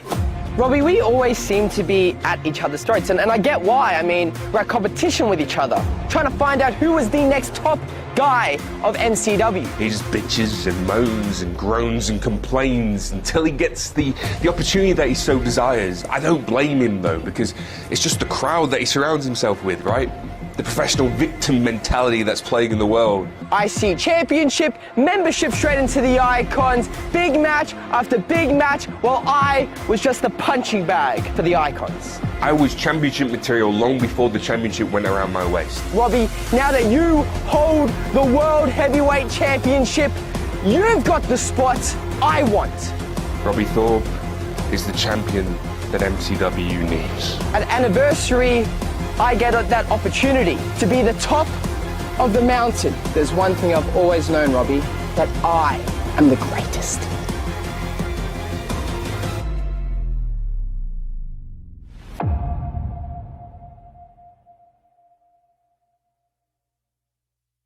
Hey everybody, it's Radar Superstar Cope, Adam Copeland. I got a bunch of handles. Anyway, call me what you want, but you are listening to WRA, Wrestle Radio Australia. Welcome back to Making Chicken Salad, the Wrestle Radio Australia show, where we talk about everything going on around the world of wrestling. And the Royal Rumble is one of the biggest events on the WWE calendar, and it happened past weekend. Let's run through the results quickly, because we had a little prediction competition, and everyone managed to get 2 out of the 4 matches correct. Oh, no, Oh, Jamie except got for one. Jamie. Sorry, Jamie. Jamie got Jamie one. got one. So we'll run through the card in order. The show kicked off with the Women's Royal Rumble, which none of us managed to correctly predict. That one was won by Liv Morgan, who, in hindsight, would have been a good call. Like, kind of pretty Yeah. obviously. You know, As soon as she won, I went, into- "You idiots! Why didn't we pick her?" Yeah, we kind of talked ourselves into the fact that we thought Bianca was coming back. yes, we all picked Bianca, so that did influence us. But yeah, like I think Liv's a great pick for the winner.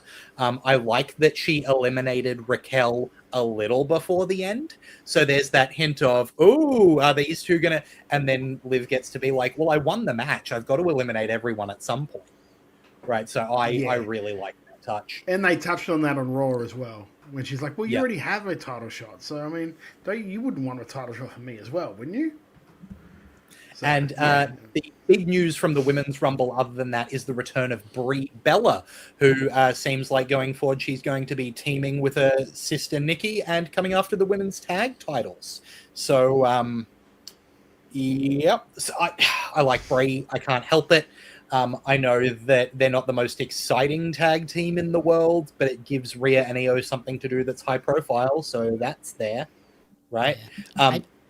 This makes me disappointed that Jeff is away today.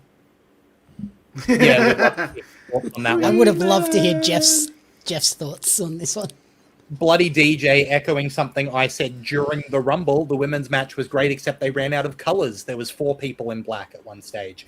Yeah, all just wearing the same gear. Like, I know that Saudi makes it restrictive. You got to like be fully covered up. But man, there's a lot of them that just wore black, huh? That TikTok though that Jordan put up, The Power Rangers. that was great. I love that. Yeah, me and a mate were saying it during the Rumble too. We were like, "Oh, Pink Ranger, right?"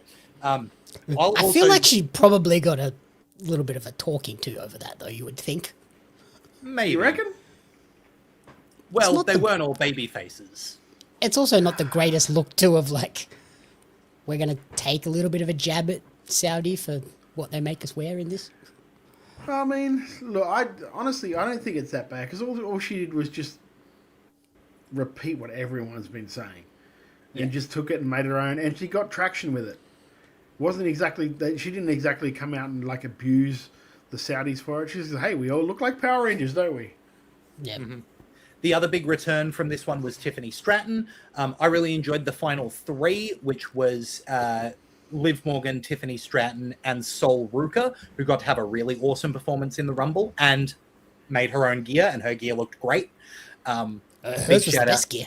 Hers was the best. Because Like, it was it looked unique. like it was unique, but it also looked like something she might just wear on an episode of NXT that just happened to be full coverage. Like, she did a really it good wasn't this weird, like, specially made bodysuit. It was just clothes. Yeah, exactly.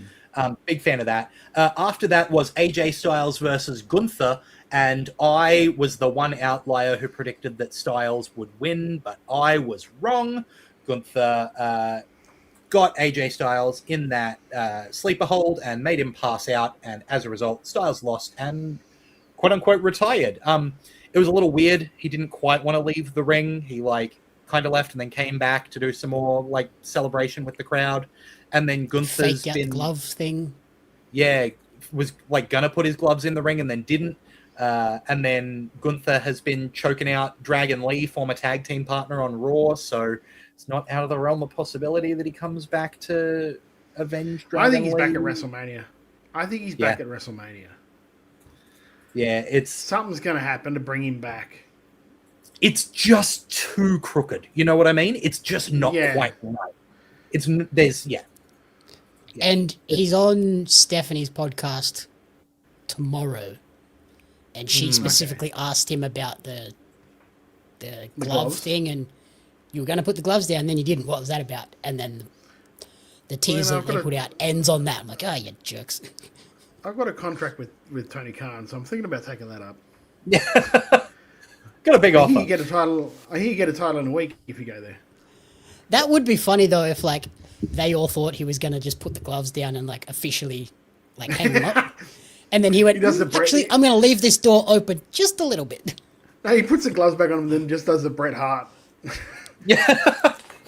See, I'm expecting the answer on Stephanie's podcast is going to be, I was going to leave my gloves in the ring. Then I realized how much they'd go for on eBay, so I thought I'd better hold on to them. You know how much they're worth.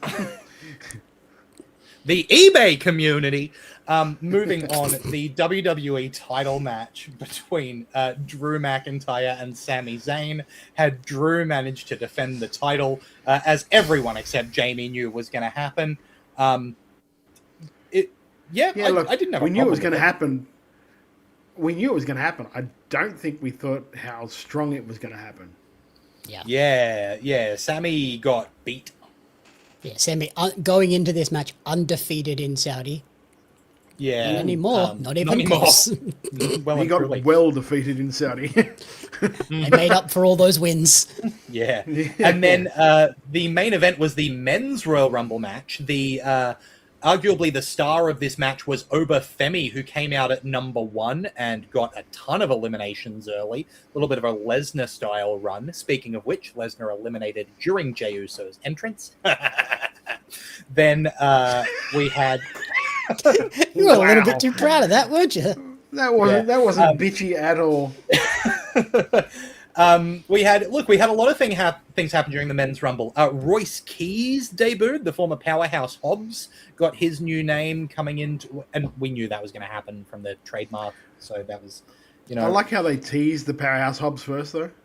Yeah, and I said out loud, he's keeping his name, and then they had the brick wall fall down to reveal the name Royce Keys. I liked that. Like, I saw so many people online be like, "Oh, why would they even do that?"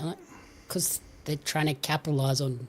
You might know who this is, especially in a Rumble where like it's new music. So at least put his name up so you go, "Oh, I know who that is." Yeah, I like how they're kind of keeping the Monstar thing. Yeah. So he's Royce Keys, but they go like he's also a Monstar. Yeah, I like that a lot. The eventual winner, Roman Reigns, and he ended up taking out Gunther, who came in at number 30, despite already beating AJ in a match, which I don't understand. Why put Gunther in if he's not going to win it after he already had a match? That was confusing to me.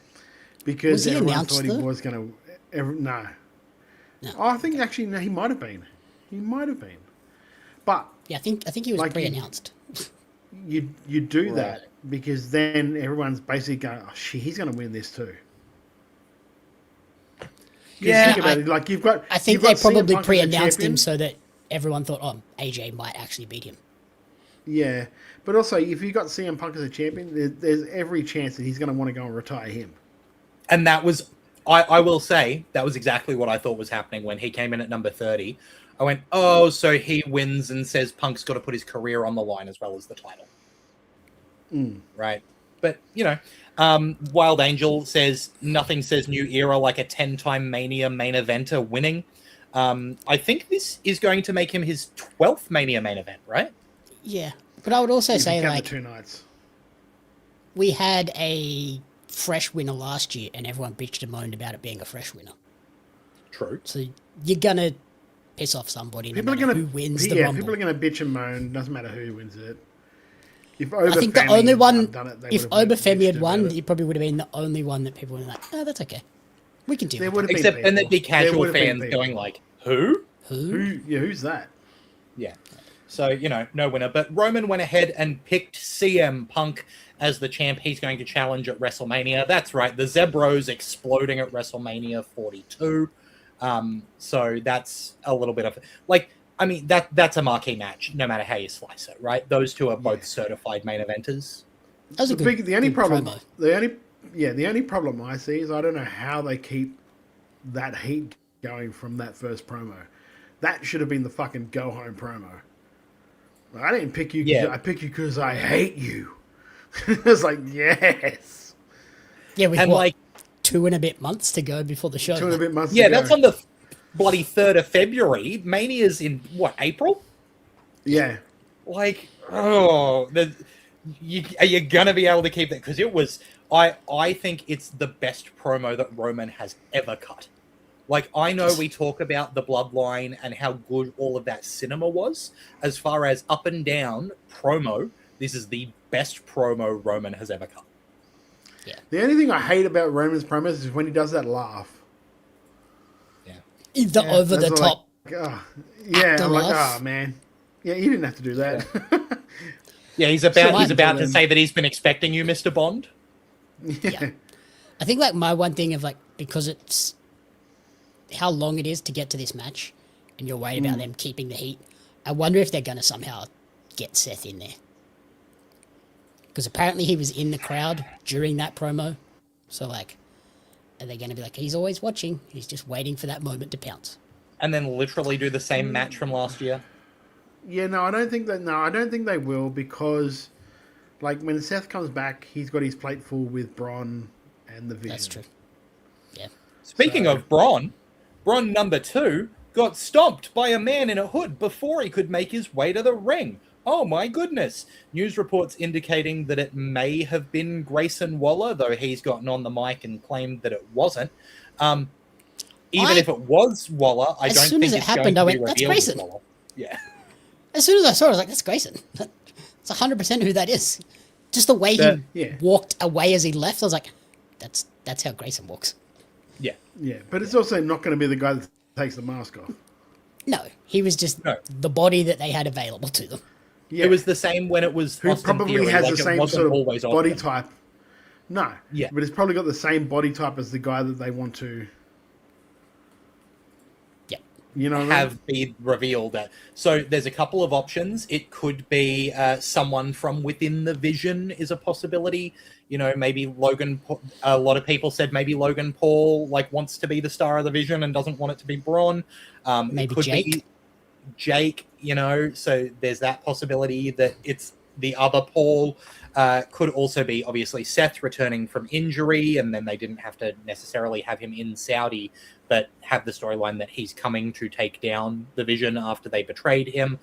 You've also got the interesting possibility of Adam Pearce coming out of retirement to take on Braun because he's sick of Braun's There's no way nonsense. that body type was fucking Adam Pearce. No, it was Also, not. even if Adam's, it is Adam's Grayson dragging that they some reveal, wagon, and that guy did not have any wagon to be dragging. No. Also, like, even if they do reveal it is Grayson, I love that pairing too of Grayson, Heyman, and Seth against Braun, Bronson, and Grayson's former partner. Theory. Yeah. That sounds fun to me. Yeah, like... Bloody DJ also says could have been Becky Lynch with those skinny legs. So there's a possibility there. Hey, WWE 2K is bringing back intergender. Maybe they want to push that. Let's then look at a couple of other things that happened in the WWE.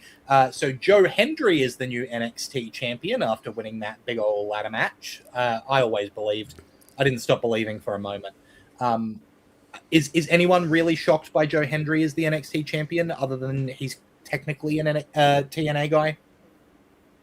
Well, no, he signed with WWE now. Oh, and I thought it was going to be. I thought it was going to be Ricky Saints. To be honest with you, it could probably. You know, we'll see. I liked it. Apparently they rehearsed that ladder match a shitload. I've read.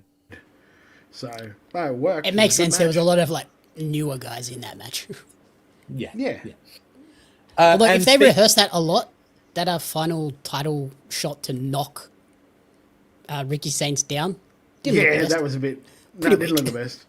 They probably could have changed to a different camera angle for that one. Yeah. But the other big thing in NXT is we've got a new interim GM in the form of Robert Stone, because Ava has left and after leaving took the opportunity to tweet that she hates ice, which, you know, that I mean, shows... Big ups Ava. Big ups Ava, well done. But it also shows that there is things in that company that you're not allowed to say politically, like we all knew, but there's the confirmation, right? Which also, I mean, that's got to be some awkward family dinners. Well, you would think. But then again, like, you don't know those dinners what's actually being said in those dinners. Like, for business reasons, like, look, man, we have to play ball with this government. Yeah. But especially when you're trying to like fast track visas for international people that you're trying to bring in to work for the company. Like, let's just be nice. Yeah. All right, let's look over the other side now. If you watched Collision, if you were one of the 6 people who watched Collision, you would have noticed that the AEW International title was covered. Fightful Select reported on Sunday that the bag containing Okada's belt and gear were lost. So that's why Okada came out for his match against Adam Priest wearing different gear and had the championship covered, which, like, as soon as you saw the title in the bag, it's like, oh, he's lost his belt. Yeah. Like, he's done a Go grab one off the merch desk. Yeah, exactly. It wasn't even that, because it never came out of the bloody bag. For all we know, it could have just been a bag with something in it. Or it was like they didn't have the international title, so they were like, just grab whatever one we've got and put it in the bag. Grab a tag belt, stick it in there. Yeah.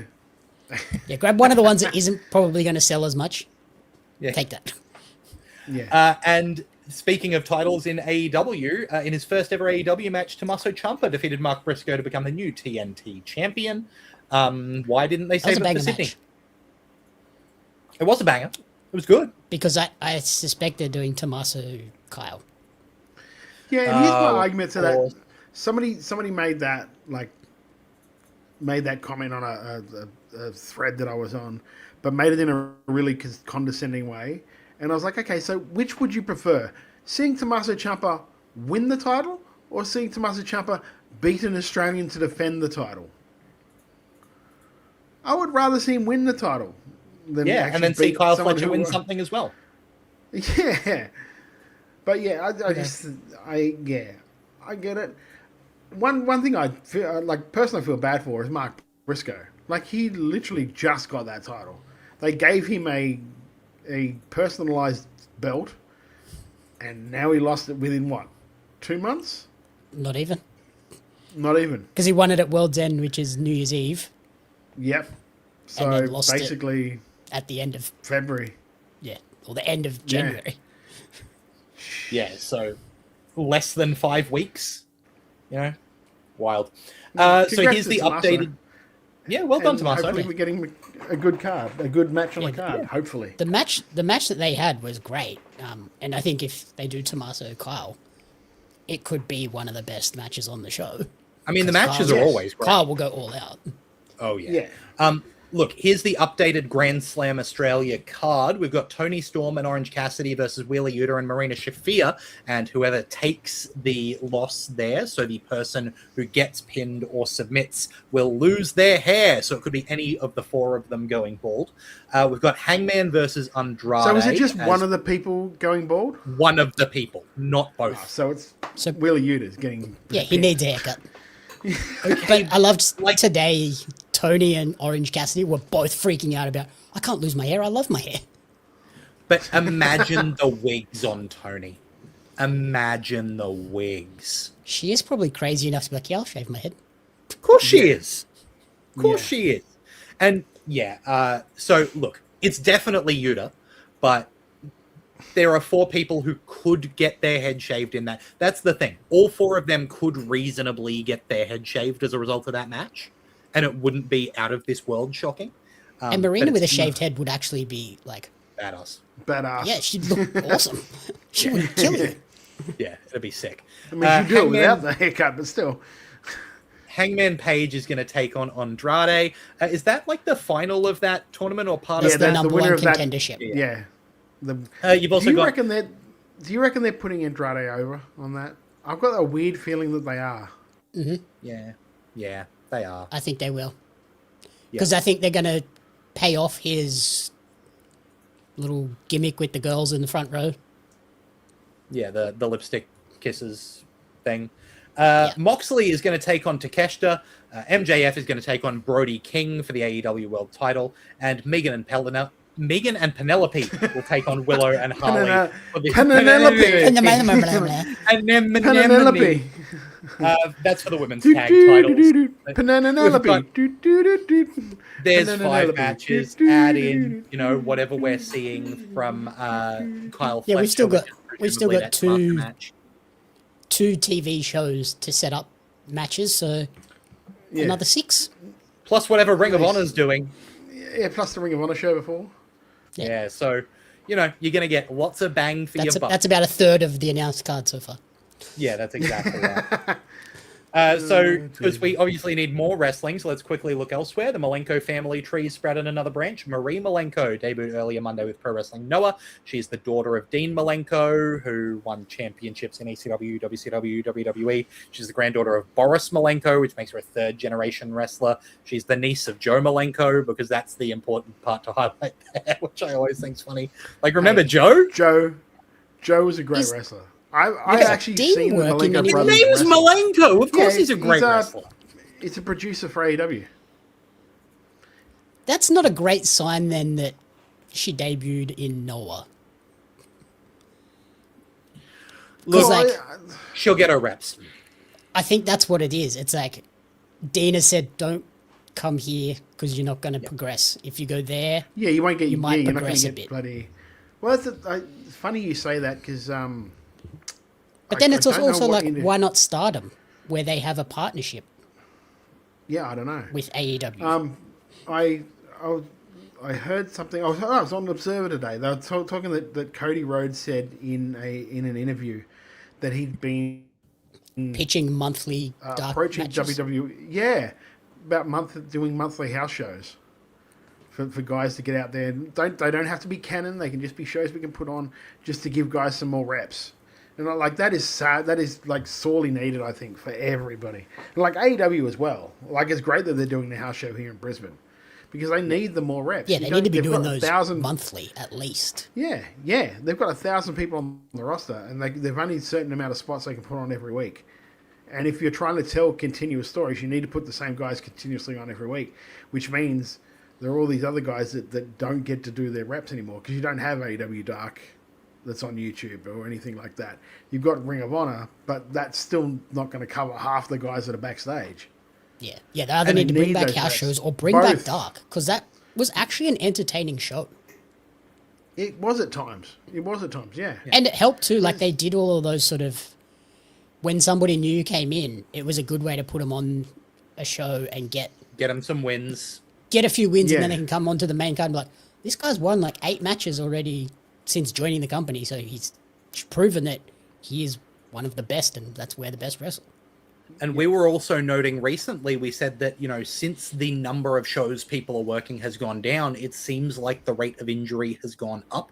So just giving people a chance to, keep working, keep their body in like ring shape might be good, because there's another big injury that's happened, and that's Bazilla, who has been a top female wrestling prospect. She's going to miss a considerable amount of time due to a completely torn ACL that's going to require surgery. That sucks. And she made an impact on AEW. Like everyone saw her and went, oh, she's the business. So that's really upsetting that she's going to miss a lot of time there. Yep, that's the thought we got on that. That's a bad one. That's not great. Because that's a long-term injury. That's 8, 10, 12 months. No, 8 to 10, yeah. Yeah. And then over in New Japan Pro Wrestling, Hiromu Takahashi is departing the company. Apparently there's no bad blood between him and the company. It was announced that Takahashi is leaving and will have his final match for the promotion at the New Beginning in Osaka on February 11th. So soon. So is that all of...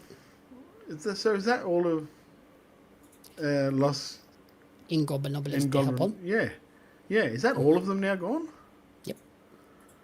Wow. And most of them are now in Noah. Yeah. So he'll probably just go over there. Yeah. Because he just had a match in Noah recently, like last month before the Tokyo Dome show. But look, in a way, like having more of those bigger names on Noah and getting more eyes on a company that's doing good work is a good thing, right? So hopefully that I would love Noah to grow. I would love to see, you know, Marie Malenko being able to work in front of more people. I would love Takahashi to be able to bring up the people who are there. I think that's absolutely chicken salad. This chicken I salad have a question really for is the you. bomb. That scared the shit out of me. No, that's all right. It just because it lit up on my page as well, and I'm like, I didn't press that. I have a question because I don't really watch New Japan or Japanese wrestling a hell of a lot. Does Noah just do shows like an AEW and a WWE where it's just women's wrestling is mixed in? I'm not sure. I think so. Like, I've only watched like the big shows, and they have a women's match on those. Yeah, I'm kind of the same. I'm not watching like week to week, you know. Yeah, I was just like, because when I saw that she debuted with Pro Wrestling Noah, it made me think, well, maybe they have like a mixed roster.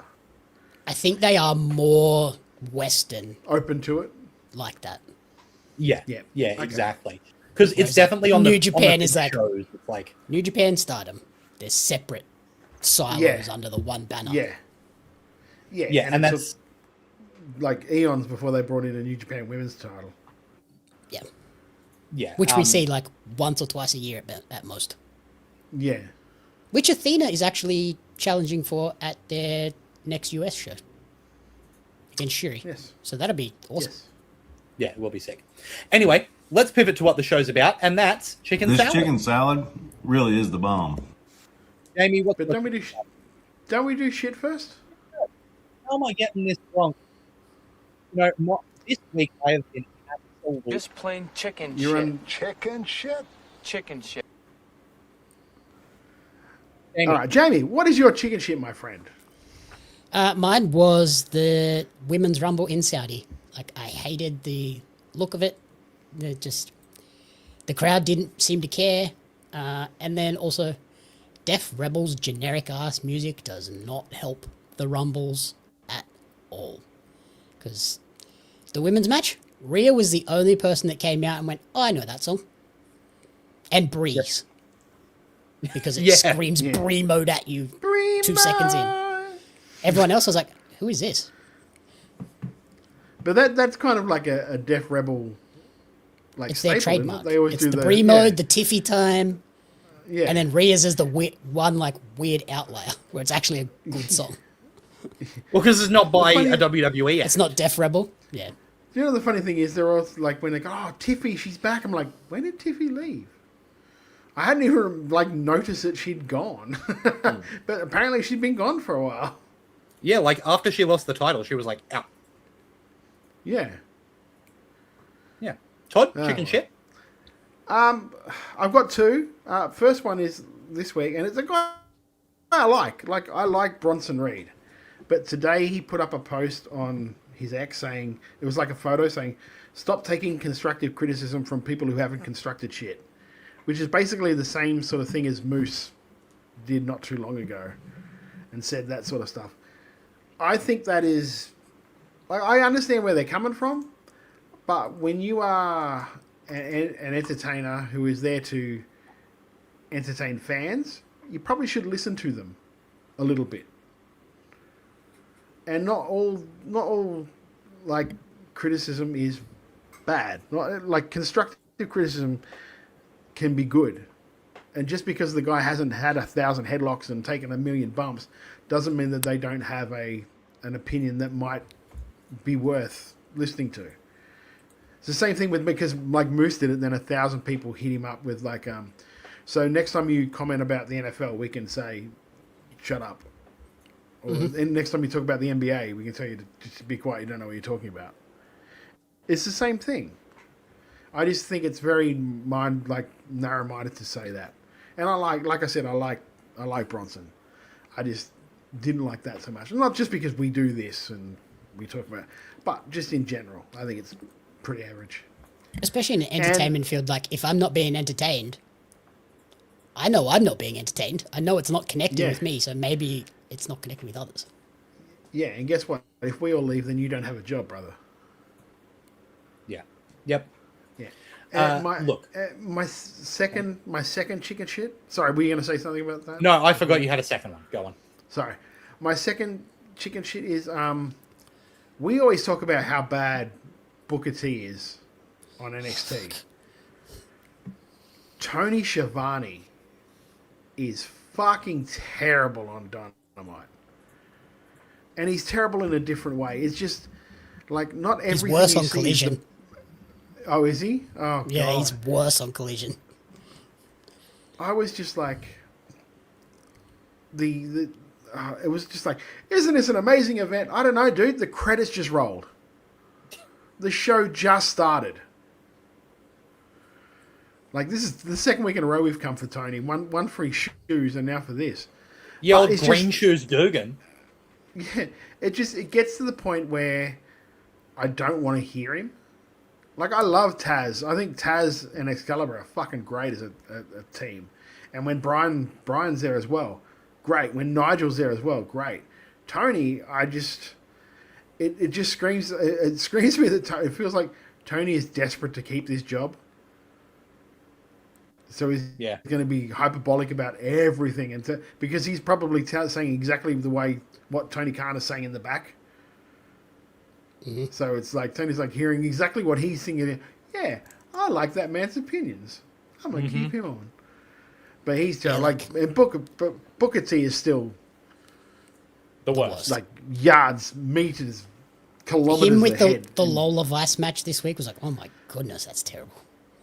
Yeah, he's just fucking terrible.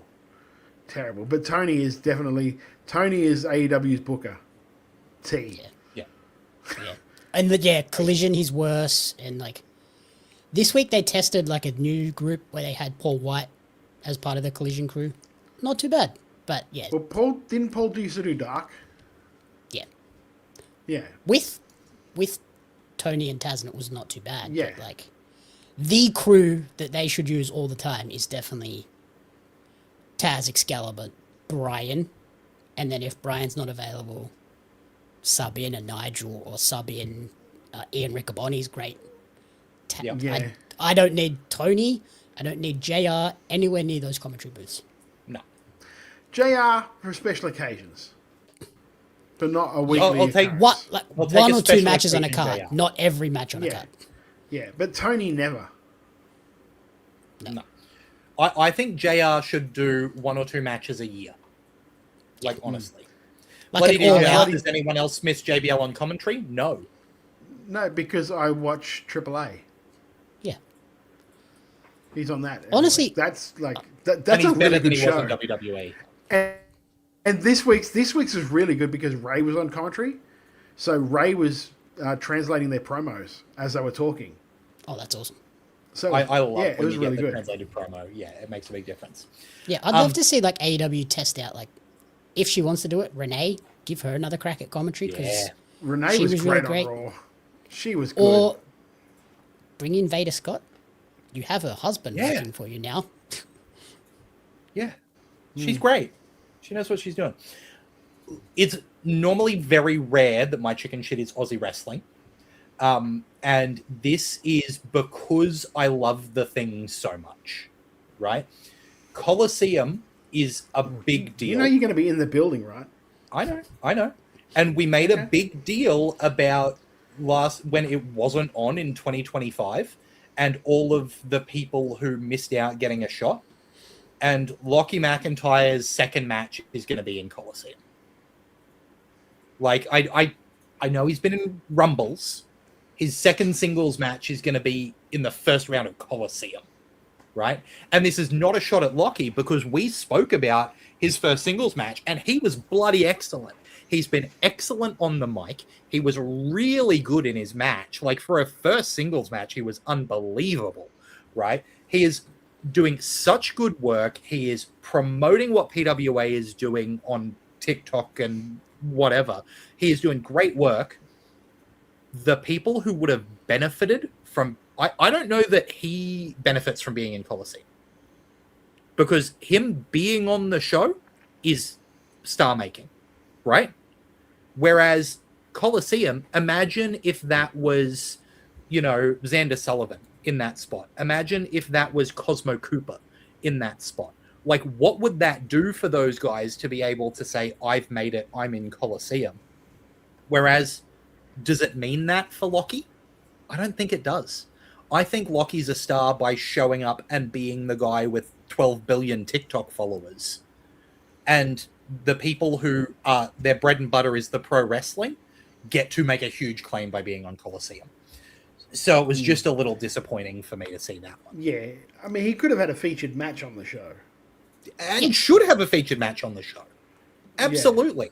Yeah. I don't think that he needs to be in that spot. I think obviously him and Hayter are going to have a great match because Hayter's going to be able to show him exactly how to be Hayter and is going to be able to anything that Lockie doesn't nail, Hayter's going to have covered. So it's going to be an excellent match.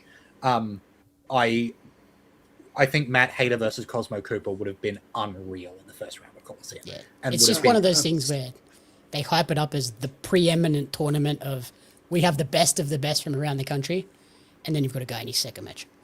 Yeah, that's literally what it is. PWA Lockie will be in attendance in that building. He'll probably be wearing an Edward Dust shirt because he's still trying to suck up to him. So try and find him. If I don't wear an Edward Dust shirt, he's going to be 6 feet away from me. He will steal the sword just to get to Lachlan. I'm going to be dead either way, right? I can make whatever comments I like. I'm already getting killed when I walk into the building, right? So it doesn't matter. And hey, it's a podcaster named Lockie. Can I really be that much against it? Right. But yeah, I feel like he is so good in the spot that he could occupy that I feel like this wastes the spot and it wastes something that Lockie could do. And that's disappointing for me. But, you know, we generally want to be more positive here, and that's why we talk about chicken salad. This chicken salad really is the bomb. Amy, what did you like? I loved Gunther trolling the crowd with the AJ entrance. He looked like a dork doing it, but it was awesome. Yeah, it was sick. Doing the oh man, I'm loving Gunther at the moment. Everything he does works for me. It's really good. Todd, what's your chicken salad for the week? My chicken salad for the week is after the Rumble. I can't remember what I was doing. I was doing something, and my YouTube just went straight over to the latest AAA episode, which was dropped on the same day as the Rumble. Vikingo's work as a heel, really good. So very good. He's just got that real smart ass, smug look about him. And why wouldn't you when you got like Omos next to you doing all that stuff? Especially when you can be the cockiest person in the world then. Especially when like the Mexican, like a lot of that AAA roster isn't exactly the tallest in the world. Vikingo's like quite little. Yeah, and Vikingo's very little himself. So you got almost there, and he's like 8 foot tall next to all these like dudes. Like their manager Roland. He's like Roland. He's like almost up to Omos's waist. That's just how tall this dude is. So I really, really enjoyed that. The work that Vikingo's doing as a heel in AAA, which is really smart of them to pivot the way they are. That place is so Montreal, it's not funny. It's like Grande Americano's a face. Dominic Mysterio is one of the biggest faces they have. Vikingo's a heel. It's like, what are we doing here, guys? They tried for a little while to just force the face down their throats, and it didn't work. Yeah, so it is a good thing.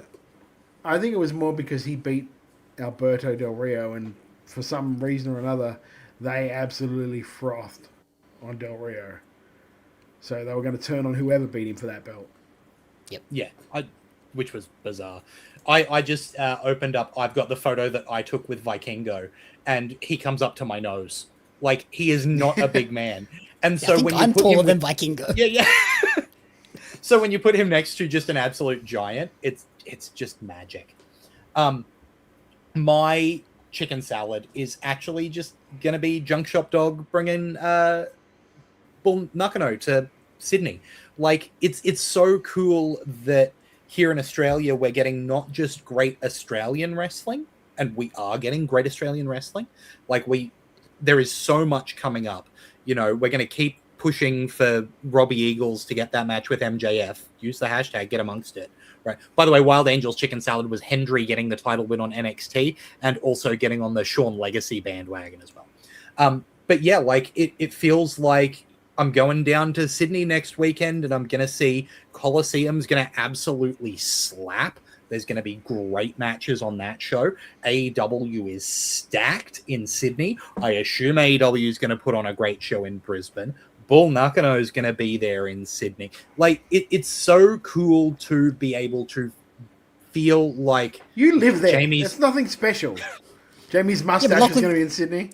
Lachlan gets to see me, and he'll get to see me do the Spider-Man meme with Robbie. That's true. I am excited for that. Like, see how many exciting things are coming up in Australia? It's so cool.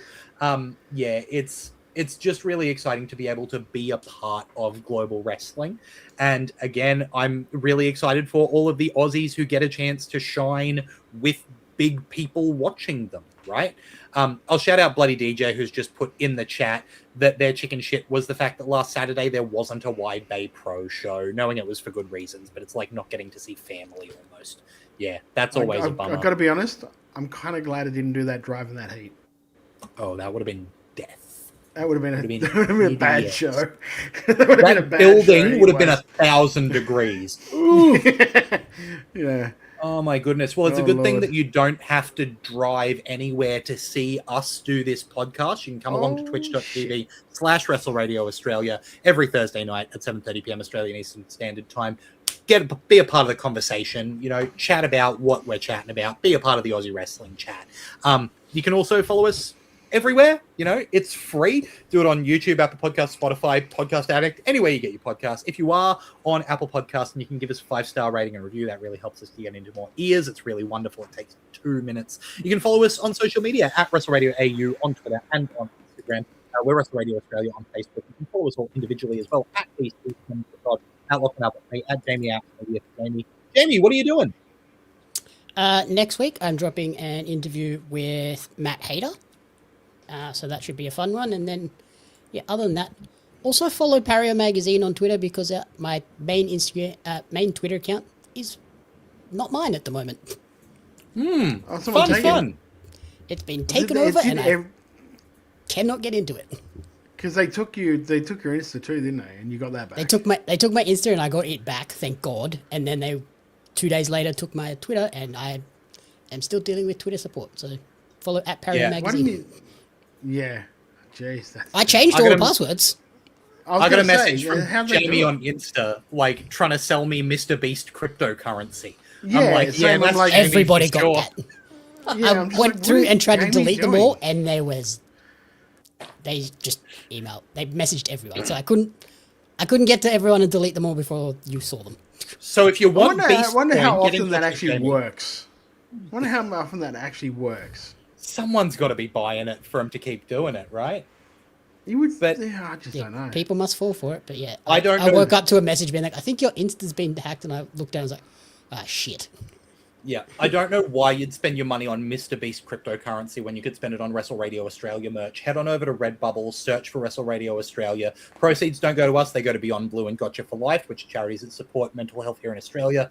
Really important. Another place you can get merch is kickout.com.au. Merch of your favorite Queensland wrestlers from around the country. If you're a wrestler and you want to get onto that, message Kickout on Instagram. They can help you get your merch up there and get it out to more people. It's important that you check out the Aussie wrestling that we're talking about as well. Head on over to YouTube, search for Aus Pro, Fight of the Valkyries. You can watch that for free. Head on over to EPW's Vimeo. Find Beware of Dog.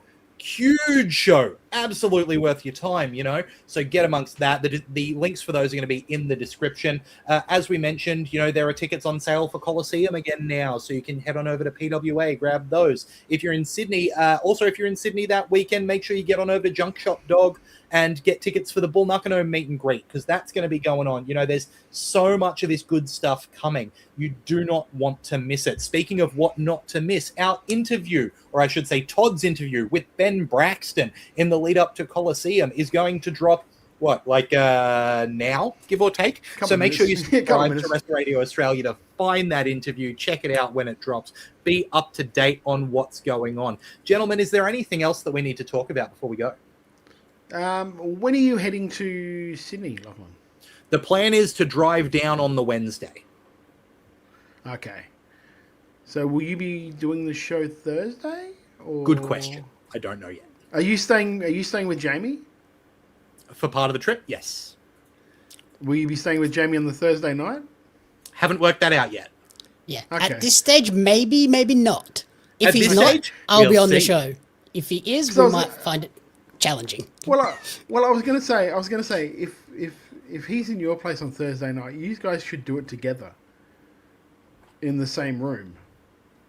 Yeah, we can Oh, do the that. I've overtalk's going to be crushing. got. Well, you're right I've next to each other. It's how hard he can just hit you. Yeah. I've got 4 microphones. That's what I'm more worried about the hitting than I am about the microphones, to be honest. And I'm fine with the hitting. I'm not. 'Cause next week we're going to review the 2-night Renegade show that has dropped now on YouTube. Go and check it out. We'll be doing a full breakdown of what's coming up on the weekend for AEW. I have another interview, hopefully, fingers crossed. I don't like promoting them until they're actually in the can, but there is somebody lined up for next week, and that would be fun if we get to do it. So yeah, just follow everything to do with Wrestle Radio Australia. Like I said, Renegades review is next week, so do join in for that one. And really come along to the Twitch, because that's the only way you're going to immediately find out if the Robbie Eagles Jamie Apps mustache is infectious, and if I catch it. You want to know about that straight away. So on dirty red that'll mustache. be awesome. Dirty red mo. On behalf of Todd Eastman and on behalf of Jamie Apps, I've been Lachlan Albert. Till next time, have a good one.